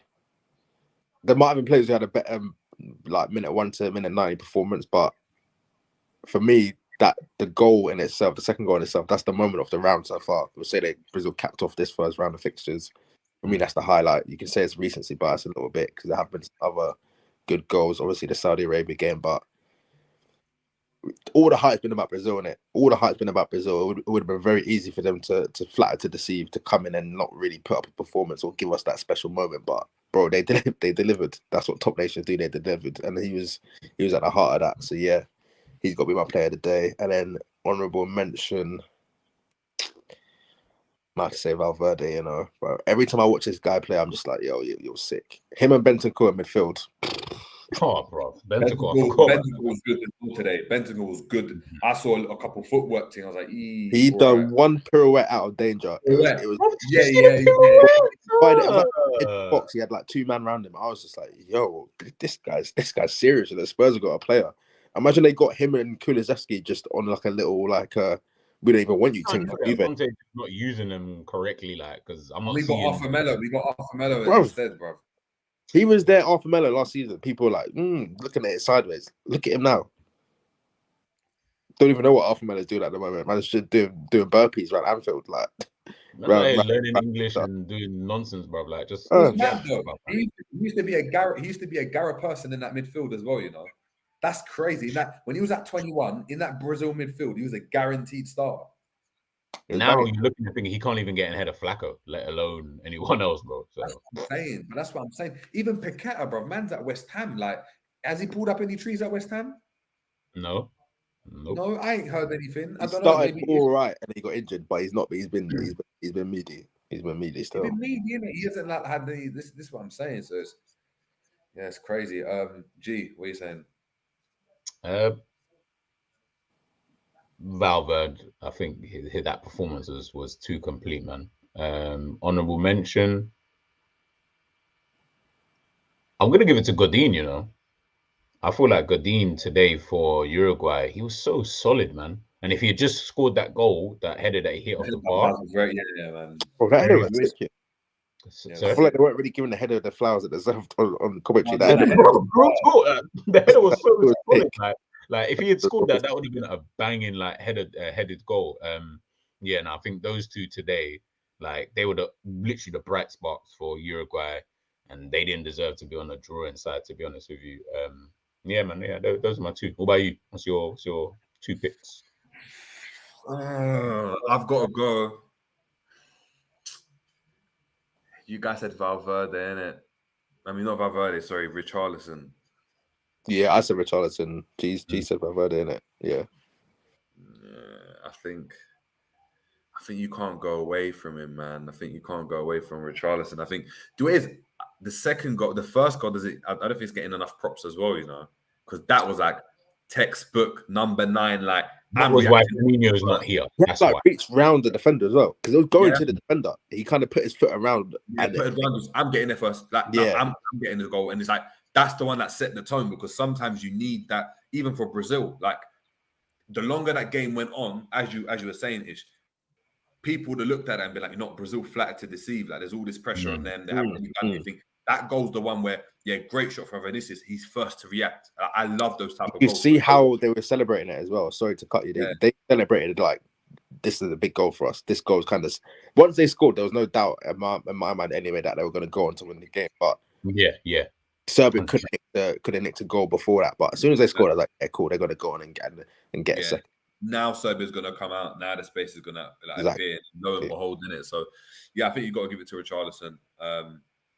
Who am I going to give my honourable mention to? You know, I'll give it to Brill and Bola, man. I think I don't know. I didn't like it, bruv. I didn't like. What, you didn't like what? The goal. The other lad, bro. I feel like he didn't want to score it either. I feel like he actually because he hit it. He hit it at Onana, but it still went in. But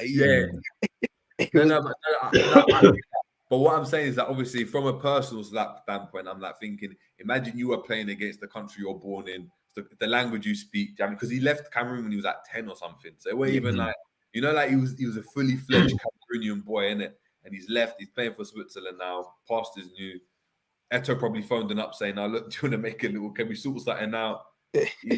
When he was younger, that's what them man were doing when he was in Switzerland. Them man, Cameroon brothers were trying to get him to come play. Eto'o was definitely flying out. Eto'o was there watching, bro. Like, do you know what I mean? So it was, I guess from him, it must have been difficult in it, wanting to go and score that goal. But he played well. His link-up play was really good. It stuck every time it went to him. I think, I give him props in it. I think honourable mention in it. I think obviously Valverde could have easily got player of the day if Uruguay had won, but he didn't score any of that. That goal went in. If that goal went in, we'd be having a different conversation, innit? What about Ronaldo, record breaker? Is there a shout for him? You get bigged up for the fact that you've scored in 5 World Cups. You can't take that away from, man. Like that's 5 World Cups over the span of what, 2000 and what, 6 was 4, 6? Yeah, 6 is it? Yeah, 6. All the way to 2022. Like that's a mad fucking record to keep, man. Yeah. But when he scored in 2006, apparently Leao was 7 years old. Leao was up there supporting Portugal. Yo. Like crazy. That's mad. Pictures of Ronaldo on his wall and that. Now he's sitting there chilling with man in the change room. That's kind of sick still. He does look washed though. As much as I'm not even trying to sound like a hater, like he still got his goal. Yeah, cool. But seeing him in the pitch in like just that build up playing that, I'm just like, yo, bruv. You know what he is? He's like, obviously Messi's younger and Messi can still do a bit more kind of thing. We still see like the same kind of Messi that we've always seen. But you see certain players like Ronaldo, that's them brothers that they'll just get, they like Salah. They'll just get there.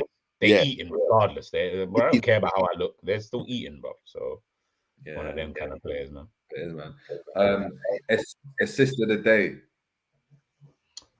Assist of the day. Well, I think really and trues. What was Brazil's second goal like?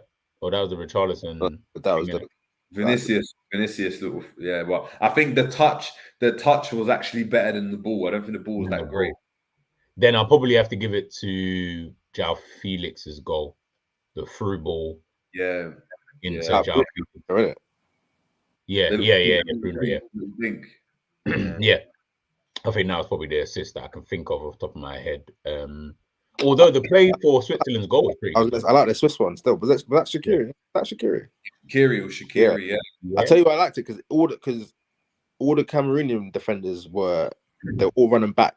The cutback was perfect, isn't it? Because he took the momentum because they're all trying to get twice in the game as well, because they've done it that time and then they've done it another time, like 5 minutes later, where like I don't know. It's literally exactly the same move as well. Yeah, you know what? Maybe I'll give it Switzerland. Yeah, maybe I'll go with that. Yeah, I'll go with Switzerland. Yeah, I'll go with Switzerland. You know, maybe the Kudus one as well gets an honourable mention because of how important that goal was at the time. Like, do you know what I mean? Got past. Although my man's the second goal that we earned, that what's his name? Romz, yeah.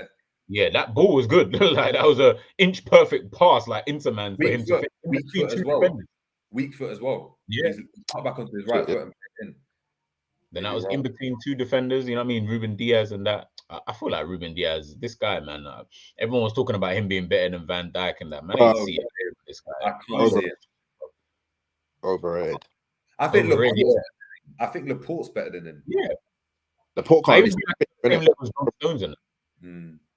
I think Stones is City's best centre back. Oh really? Yeah, I think Stones is their best centre back. Bro, I rate Stones high, bro. Him and Laporte. I used to rate Stones at Everton, bro. When he was at Everton, he was a different kettle of fish. Like he had the fade. It was just low. You know what I mean? Pep kind of tamed him a little bit because they used to do the runs out from the back, like Matip kind of thing. But Pep kind of put the reins on him a little bit. But yeah, I think he's been good, man. He's been good. I think the bad boy defender. Cool. What was and team of the day, innit? That's the one. That's the last one, guys. Let us know as well in the comments, people. Team of the day. Let us know who you think the team of the day. You know what? As much as at the Brazil, I was kind of waxing lyrical about the Brazil performance, but in terms of watching a team, I like that South Korea performance. You know, I know they didn't score, but I like they were kind of fighting for each other. They weren't the best players, or they were not the best individuals at all. But you can tell they carried out the manager's tactics to a T kind of thing. I enjoyed that performance probably more than the Brazil one in some ways. But yeah, that's probably got to be it. The other teams weren't really. Portugal don't know that good. Ghana. If Ghana had got the equaliser, maybe would have given it to Ghana. Yeah, maybe. Yeah, probably would have. Yeah, you know what I mean? On the technicality. The technicality in that. William. Yeah, I'll probably say South Korea. I heard he slipped, but I didn't see it in it. Bro, the slip is so fugazi, bro. It looks like someone pushed him, but there's no one there. Like, yeah, man. Because it didn't even make sense. Like, why? Like in that moment, like I don't understand how you slipped. Like, bro, it just looks so weird. He's had caps for Spain, hasn't he? Yeah, I think he's been in a game or two. Yeah, maybe. Ghana were trying to get him for years. Yeah, for years. Yeah, no. So this is what I'm trying to say. So he's got obviously the caps for Spain. Surely he's not falling over, bro. You think he's falling over for Spain? Bro, it's like on that situation. Are you crazy? Like, it just the fall was mad. It's like he slipped on oil or something. It looked crazy, bro. It looked crazy. You're not Scoop just there chilling. Man said this is Inaki Williams. Hold on, I've still got the video.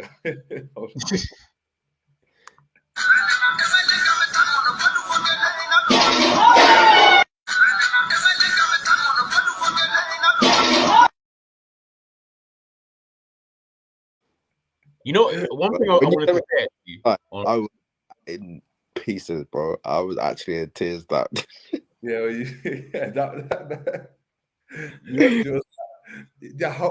How spicy that stew must have been in his eyes as well. Brother, his eyes must have been stinging. Bro, the beating he's getting a beating for dropping the food. He's getting a beating for just dancing like an idiot in the kitchen. To stop. Yeah. He's getting a beating for the mess. He's getting like 4 or 5 beatings rolled into one, bro. Then that he's got to clean it up. His brothers are weighing him in as well because now they're having fufu with no meat, bro. No meat. So now everyone's just weighing you in because they're like, bro, man's not eating any good food. He might as well just stand in the kitchen. The whole family just take turns, just beating him, bro. The licks he's getting, that's a different kind of licks, bro. That's a different kind of lick. One thing I will say though, and it's starting to annoy, man. Someone mentioned it on, bro. You know, like he swam in that stew, boy. Someone mentioned it on Twitter still, and man got to say something like, I'm not like it's like you see these commentators, bro. Like we're still getting it now, and obviously it is what it is. But Graham Souness mentioned something about Nico Williams.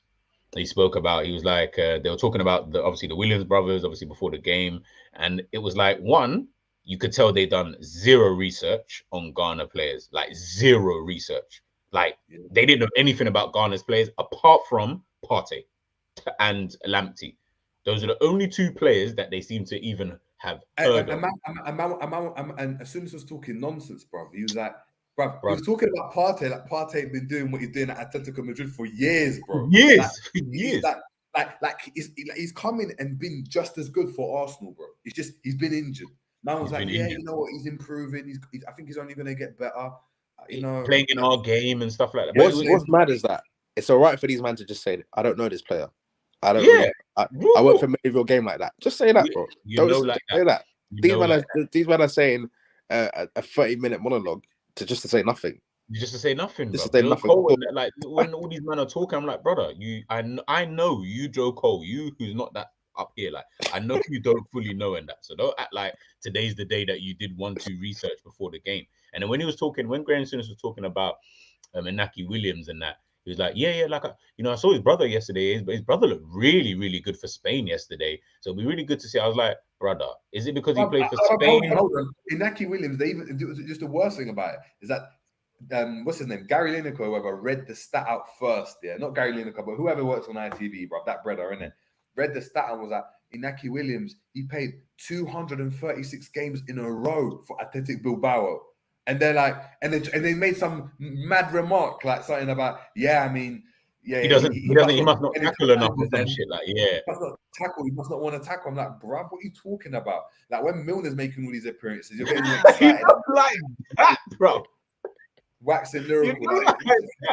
When Milner's sitting on 600 appearances, stinking up my fucking bench, yeah, I don't hear anyone talking about, Milner shouldn't be. Shut up, man, about he should be doing it. And this is what I'm saying, like, some of these commentators, as Ish just said, bro, like, if you don't know, first of all, you should know. I don't care. If you're commentating on the game, I expect if you're doing the job, if you're getting paid the bag and they're getting paid very well, do the damn research. Do the damn research, bro. Real talk, bro. It ain't even hard. YouTube it's not hard, bro. Come on, man. Like, I've even seen them. Big up to Ashley Williams. Yeah, Ashley Williams actually had notes on his iPad that he's probably made when he's talking. I can see him referring to the notes. I'm like, fair enough, bro. Like, you don't know, but you're trying to go and find out, and you're chatting to us about these stats. I'm like, cool. Don't look like you're trying at least. In there, yeah. Spewing his thing, and then they're telling him, like the game, it hasn't really changed that much, has it? And he's like, yeah, they're gonna tell you the game's changed, but it hasn't changed since my day. Like, shut up, bro. Bro, I have to listen to Graham Souness say one more time, I could have played that game today. No, you couldn't, bro. Oh, bro, I'm tired. Graham Souness, obviously, the ego is disgusting. He's got some veneers. He's aged decently compared to his peers. Bro, he's been on the Botox thing, bro. Don't let that. Yes, bro.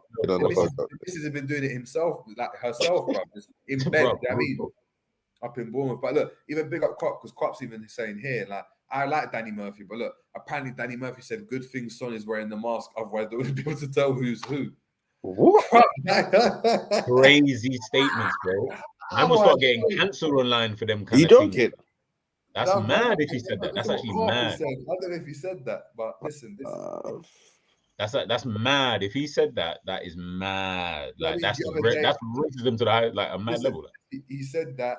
The other day, he went and said that Dembele needs to work on his right foot because he always the most ambidextrous player you're gonna get in one of it anyway. And like, probably ain't done your research. And before that, 100%. He said that if you're a pundit, you don't know Inaki, bro. Real talk, like as if Donny just came yesterday, like Inaki Williams, bro. Donny's been playing football for how long now? 8-year-old seasoned pro, bro. Seasoned La Liga player, you know, and you're telling me you don't know enough about his game. But they know Taremi, you know, like that. They know Taremi, though. Yeah, of course. Like, Rio's talking about, yeah, you know, he's my brother. Do you know what I mean? Like, he's my boy. Oh yeah, man said in business. He's like, business. Shut up, bruv. Shut up. You sold him a watch. He asked to cop a watch from you or something. Like that. You referred him to the next brother. Like, oh, these pretenders are the worst. They're the worst commentators, bro. I'm like, sometimes just be honest, because we know you're lying. So now I feel like you're just trying to patronize, man, and that pisses me off even more. Because I know Michael does it as well, though. I can't lie. At times he does. No, sorry, it's not even at times. My coach is one of the worst, bruv. He's got the job on the I've said it. I'm sorry. He got the job on the technicality. He's a great entertainment value. Do you know what it is? Do you know what it is? But that's it. And he came in at the right time. At the right time, yeah. Opportunity arose. We had the whole thing during COVID. They're not going to get into it. And boom. Do you know what I mean? You know what that? You know it's that. You know it's that. Of course, bro. No, hold on. He's done nothing in the game. Nothing in the game. Bro, did you see the video the other day? They were getting onto him because he retired at 34. Yeah.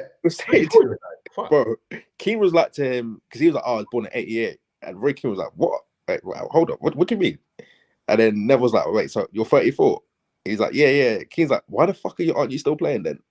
Why are you here with us, man? He was like, I was playing at 34. That's mad. He's 34 now. He retired before then, bro. He retired like 5 years ago, bro.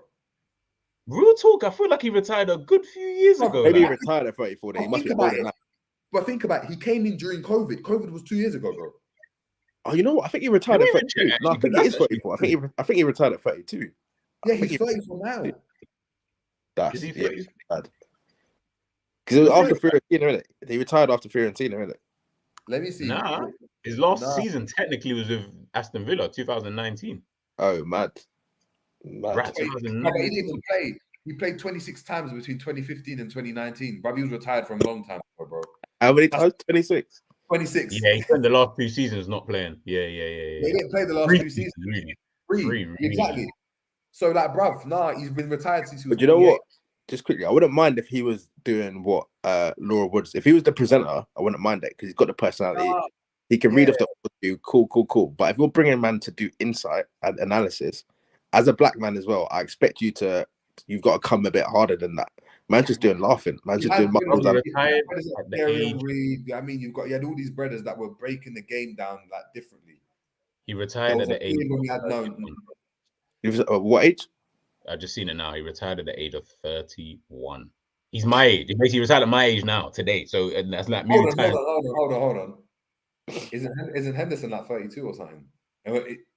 How about is James Milner not still kicking ball? How about that? For real. And did they not play together at Manchester City? They did. Crazy. And you're doing that. Listen, when he's on what's that American thing with CBS? That's a vibe thing. Yeah, that's the vibe thing. He can do all of that. That's calm because them man, it's all kind of like, I like it. It's all banter and, you know, it's not really serious. And I like all the kind of energy that they put over there. When we're talking about football though, like, just leave me Roy Keane and Gary. Like, I can deal with those two for a while and then the rest can just filter around kind of thing, like, and do whatever they need to do. That's what I'm saying. But even like, like Andros Townsend or someone like that. I rate him. That's what I'm saying. They're trying to give some insight. There's, back in the day on the debate, you had that Liam Racine. You had a couple brothers that would come and give you some. Like, I'm sorry, man. Man's out here just laughing. And on CBS, he's the joke, man. Just laughing, bro. He's getting beef. Bro, I'm laughing all the time. I'm like, bro. Always, but when the camera's brushing you on your technical ability and that, you know it's long. Have you guys seen that? The kick-up team? Yeah. No. I'll send it to you. Send it to you. But even and it's looking all mad, bro. Like the thighs are all chafing and stuff. And it's like moving about. Like, one thing I will say though on Townsend, just like, I don't want to end on no sour note or nothing, but did you see him talking on TalkSport? Yeah. Like, bro, he's spitting. Yeah. And bare, like I'll say, like when I was talking about this on Twitter and that, bare people were like, no, he can't be talking like that because, you know what I mean? It's all human rights. And I was like, bro, like, you're not feeling all right. Like, Donny is, you're getting mad, yeah? And but this goes out for anyone who's watching. This is my own opinion. And this is not the opinion of Jerry or Ish, by the way. I don't want them to get dragged into it. But you need to understand when you go to the next person's country, there is a certain kind of rules, set rules that you may or may not need to abide by. And in this case, there's rules that you need to abide by. He even said it himself, bro. Why the hell are we coming there wearing 1-2 rainbow? What the fuck is that gonna do? Like, it doesn't. Alex Scott, I respect you as a football player. He's played for Arsenal, did your thing. But you coming out here with your armband and all of that, it made zero sense, and it didn't do anything. Whilst collecting a bag. Whilst collecting a bag. Like, what did that prove to me? All that proved is that I'm still getting paid. I'm still going to be on TV, and you ain't worn it since. Why? Because you got if you wear that thing again, you feel mad. The worst thing about that whole thing as well, though, it's not like she was on Qatari TV and went and done that. She's on British terrestrial TV where they're in their own studio, bro, and she's wrapping it on. Like, get out of it, man. No one's taking notice of that. Like, no one's taking notice, bro. And these kind of little gestures that people are doing and stuff. Like, for me personally, like, I see what Germany did the other day, like, and Hazard said it best, like, bro, you're out here doing 1-2 sign language before the game and that, but then you're going on to the game and losing. Like, bro, like, worry about the game and focus on them kind of things there. I'm not saying that was the reason, but it just so happens that you ended up losing that game anyway. So it's like, let's leave the political stuff. Like I'm good with watching the football. Football's been kind of decent. We've seen some great goals, some good plays, some good teams. I don't care about the political stuff. And I don't think anyone else should be caring about the political stuff, because the reality is you as a Westerner are not coming to this place and changing it in 1 month. It's not happening. Just let them do what they're doing. Go in there, be nice and kind, and let's just bounce, bro. Win the World Cup. Let's just go home. My thing is like, we've known about this for what, 10 to 12 years. Like this. 12 years, bro. 12 years, bro. The laws in Qatar have not changed in the last 10 to 12 years. If anything, they might have eased up a little bit, but the same things are still the same things. So you've known about this for over a decade, innit? You've had time to say we're gonna boycott. You've had time to say we're gonna do this, we're gonna do that. How come on like 2-3 days before the tournament, we're gonna wear the armband now? For what? What's that? That's why I was happy that FIFA said that. They were like right, hang on, it to peak.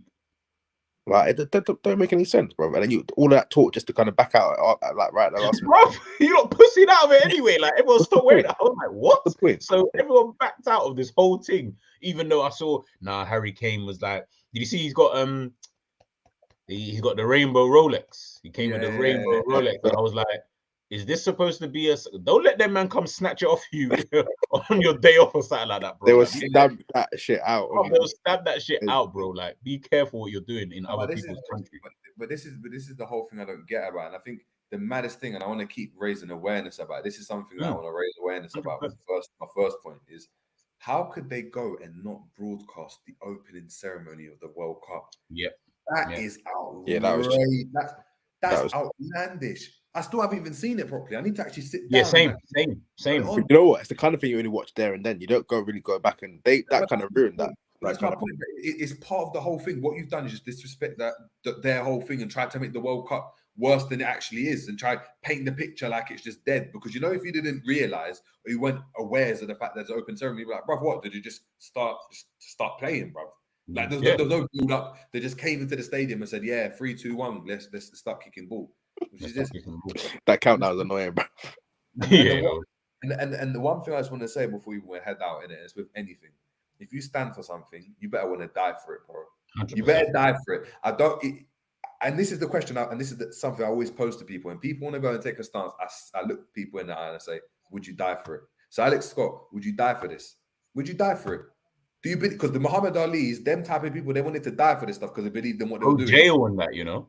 Jail on that. Do you know what I mean? Like, you got Nelson Mandela, like, they want to die for this stuff. If you don't want to die for it though, you're here telling me, "Oh yeah, I'm gonna do the stand," but you know what? It'd have been the easy way out not to come. So you know, I'm here because you're getting paid, and you're getting paid nice. You know that? Like, you're going to Qatar and watching games for free. You know, like that. Free holiday. Real talk. I'll swap positions with you. Positions with you, bro. Ish, we even write captions for every game and send it In out. Every game, you know that. heartbeat, bruv. Just show me small check. I'm there, bruv. Bro, show me small like this. Me, I'm there. Don't even have to be much, bro. I guarantee you, and of course, the check will be nice, but I guarantee you, if you just message the Equalizer on Instagram and said, look, travel and accommodation. Yeah, for real. Bro. I'm there, bro. You know, you start telling, hey, Jerry, I can't even stream, you know, brother. Like, Oh, you'll see me on one camel, be like, yo, Jerry, what's happening? What's going on, bro? I'm living life, bro. I'll be living life, bro. Like, people need to understand the opportunity that they're in and the platforms that some of these people have. You've got to, like, obviously, we're here on on a YouTube kind of level. We don't have the platform that they have, but why does it always feel like the people who are on the lower end of things seem to have more of a say, so to speak, than those who are on a higher end of things? Maybe protect your job, and that's fine. But please don't patronize me and come out and start saying all this kind of stuff, because I know you're bullshitting, man. And it's just embarrassing watching a fellow individual and talking about whatever's going on. And you're not even, as Jerry said, I know you're not willing to die for this, man. I know, like I can see it kind of thing, because you're not doing a Colin Kaepernick. Yeah, you're not. No one's doing that. Forget Nobody's doing that. Take a fine or like a yellow card, bro. No one's doing that, bro. Yellow card, man, are telling me, yeah, I can't do it.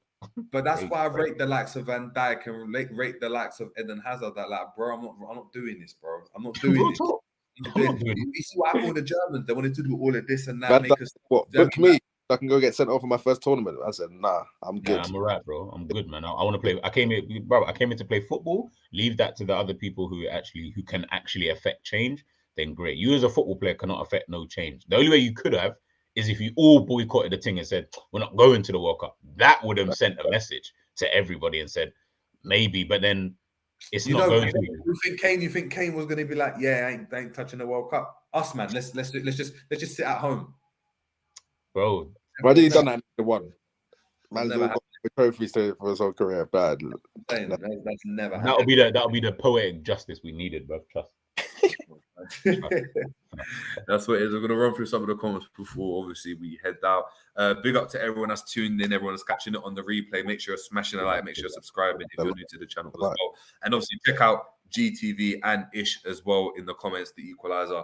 The links are all in the description, at the Equalizer on Instagram and Twitter, GTV on YouTube, Keeping It G on Insta and Twitter as well.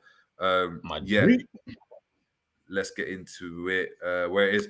Big up Honesty saying, question, why did the Ghanaian coach take off Kudus when he was playing further up the pitch? He was more involved in creating a couple of close shots. As soon as he came off, the midfielder lost. Two other midfielders came off, though. It was two of our midfielders. Because Andre Ayew was playing in midfield as well. So it was bad. It was bad substitution, honestly, man. It was just, very bad. Crazy. It was crazy. You're the best saying Konate is fake tough guy hat. Yeah, he's not that guy, bro. He's a big friendly giant, isn't it? Like, he is blatantly a big friendly giant. I mean, and Dico saying, evening lads, evening to you too. Gio saying, for me, Brazil can't beat France heritage plus Mbappe with 2-foot Neymar before he loses to him. Brazil can't beat France heritage. What about Brazil's heritage? What, 5-time World Cup winners? What are we talking about? What heritage? Like, it's the 5-time World Cup winners, Come on, man. Yeah, that's heritage. I don't know what the France heritage is, but that's heritage. Yeah, that's heritage.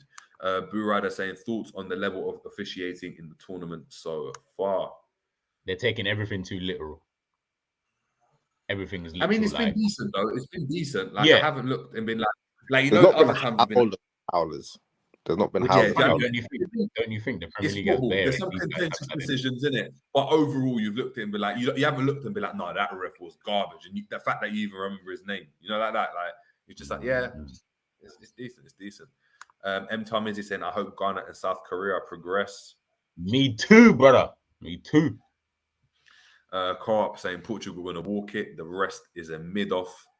Oh, you're a mid-off, man. What's that? What do you mean? I don't even know if they'll walk it, but I reckon they'll get through in it. I reckon they'll get through, but it'll be interesting. That Uruguay game will be interesting because Portugal defensively they look great.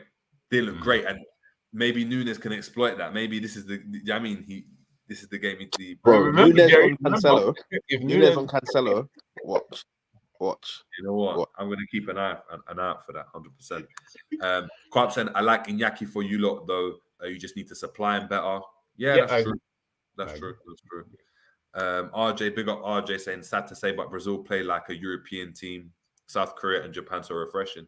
I think they moved away from it a bit, you know. I think there was a period where they were proper European, like proper. I think now you're seeing there's a bit more. The fact that I went with Paqueta in the 8 as well, who's like a 10 or plays out wide. Like, do you know what I mean? Or like, yeah, you're not going for this. Could you? Jogo Benito's back, bruv. Yeah, but they got a good mix. They got a good mix now. A good mix of it. Yeah, because the fullbacks are kind of they're a bit disciplined. They don't really form on. And the rest of them, man, like they were bringing man off, and you had like Anthony done a flip flap through man's legs. Do you know what I mean? Like, do you know what I mean? He's part of that second contingency, isn't it? He's not even part of the first team. He just mad, bro. Anthony, Rodrigo, Jesus, Rodrigo, like Martinelli as well. Do you see Martinelli run at that brother? Just he was stressed. Bro. He was stressed. Martinelli, good player, man. Good player. Crazy. Violent Clown saying Lau is bare raw. Angel 96 saying Lau is mid and very inconsistent. Yeah, Ish said that the other day. He said he saw him in it and he cooked. He's all right, bro. He's just. You guys really don't really rate, man. I can tell by the way you lot talk about. You got to put it this way. It's crazy, but I can hear what you guys are saying though. I wouldn't want him at Liverpool. No. Leao, bruv. What position would you play in if you did? We're talking. I'm not trying to see Leao. Yeah. Okay, so then who would you prefer realistically then, out of anybody else? Nkunku. Okay, forget that. Gakpo or Leao? Gakpo. Yeah. I think Gakpo can be transformed to a 9, and I think we could cook with that. You don't think Leao could be transformed into a 9? Not the 9 I want, bro. Not the 9 I want. Brother, you want Suarez in the 9? We can't get that. Put him in the 9. He looks like it'll be Crystal Palace level. So it'll be kicking ball with like flipping Edouard and them, man. Bro, put him in the 9. He'll be. That's what I'm saying. He's like a faster Batshuayi. When I look at him, he's just a faster Batshuayi. Listen, I'm not even. You're not even happy. Chelsea's a great place for him to come in and just get the down payment for the house on point, get the money in, get the bag in, and then, like you said, he'll be at Crystal Palace or something, and we'll be like, rah. Say no more. The game's the game, bro. The game is the game. No, I feel you. Co-op saying Fats G's jacket improved a lot. Yeah, man.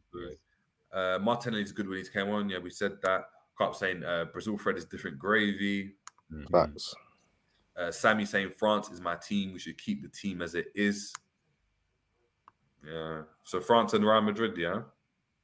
Looking like glory hunters still. I mean, the glory hunter thing, my guy.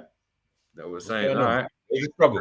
I'm saying that female commentator from BBC is trash. She's only there for the woke diversity reasons. Who's he talking which about? one? Well, Karen Carr. I think she's decent. Well, unless she means Alex Scott. I think they're all decent. I think all the women ones are decent, to be fair. I think, in terms of analysis and that, they're all fine. I can't remember any of them being shit at analysis. Alex Scott said something the other day that everyone looked at her and I could tell them man were like, "Rah, I didn't even know that," you know. Whatever she said, they were just looking at her like, "Oh, okay, yeah." So, dude, I was like, "Yeah, you guys, I can tell you're not doing research, bro. What the fuck, man? What's going on?" And you know what it is as well? Because they're women, they obviously have to make sure they're patterned up even more. Yeah, the men come there fuckeries and don't do research, But I feel like the women pundits make it, because even a lot of them, even like Enia Luco, they probably more focus on the women's game anyway. So the men's game is kind of like a second thing for them. So they actually do their homework before they come on. It's mad though. Enia Luca, for some reason, she just annoys me so much, bro. She just annoys me, bro. I don't know, bro. I rate her, man. I rate her. She had a hard time with the national team. The national team tried to shag her, bro. They tried to shag her. Yeah, maybe so. Maybe that's why she got the VIN, bro. Like I remember. I thought, I don't know, man. She just annoys. There's something about it just annoys me. Like anytime she talks, I'm like, sometimes you're talking sense, but you're just annoying me, bro. For that, yeah, just finish up, bro. Finish up. My brother used to play for Fulham, innit? Yeah. And Hull, I think. Yeah. That's mad. Quap saying apparently Danny. Oh yeah, we read that already. Krop saying Matip is so dumb. He should have picked Germany. I don't know. Would he even get into the Germany by the time he weren't getting in, man. He weren't getting a look in, bruv. Now he would. Now he'd get a look in. Now he'd easily start. What over Schlotterbeck and that? But you're forgetting Hummels. Hummels was in. He got injured, didn't it? He was kind of coming, bro. Yeah, no, but even if it was Hummels, he's getting over Sula. Sula's not great. Yeah, Sula's dead food, bruv. And Schlotterbeck's not great. And then Rudiger, I mean, even him, he's not like. So did Germany not have any good centre backs like that? No, at the time they did, didn't it? It was Jerome Boateng and who was it? It was Hummels, wasn't it? Hummels, but that was peak Hummels. Yeah, that was like peak when he was fast. Yeah, I don't know if it was about fast, but yeah. When he was like, now he's running in flipping custard, bro. Yeah. It's mad. That's it, custard. I feel like having some cake and custard after this. Bro, you know, like as soon as he said that, I was like, I'm like, oh, I didn't have desserts, man, bro. Yeah, that's what I'm saying, man. John saying Gakpo is cow type. Nah. Cow. Bro, even his name was shit, fam. He just got sacked. He was managing the Bundesliga 2's team or something like that. What one for these guys and managing all these low teams, like, and then getting sacked? First, we got our assistant manager who managed some dead team I never heard of, abbreviation team, got himself sacked, but he's our number 2. Does that mean that Kout's coming in to be a number 2 somewhere? Like, I don't get it. Kout will come in to be Linda's number 2. Linda's is number 2, isn't it? Yeah. Yeah. See me, I'll pass the point. Arsenal, both Dutch see the game the same way.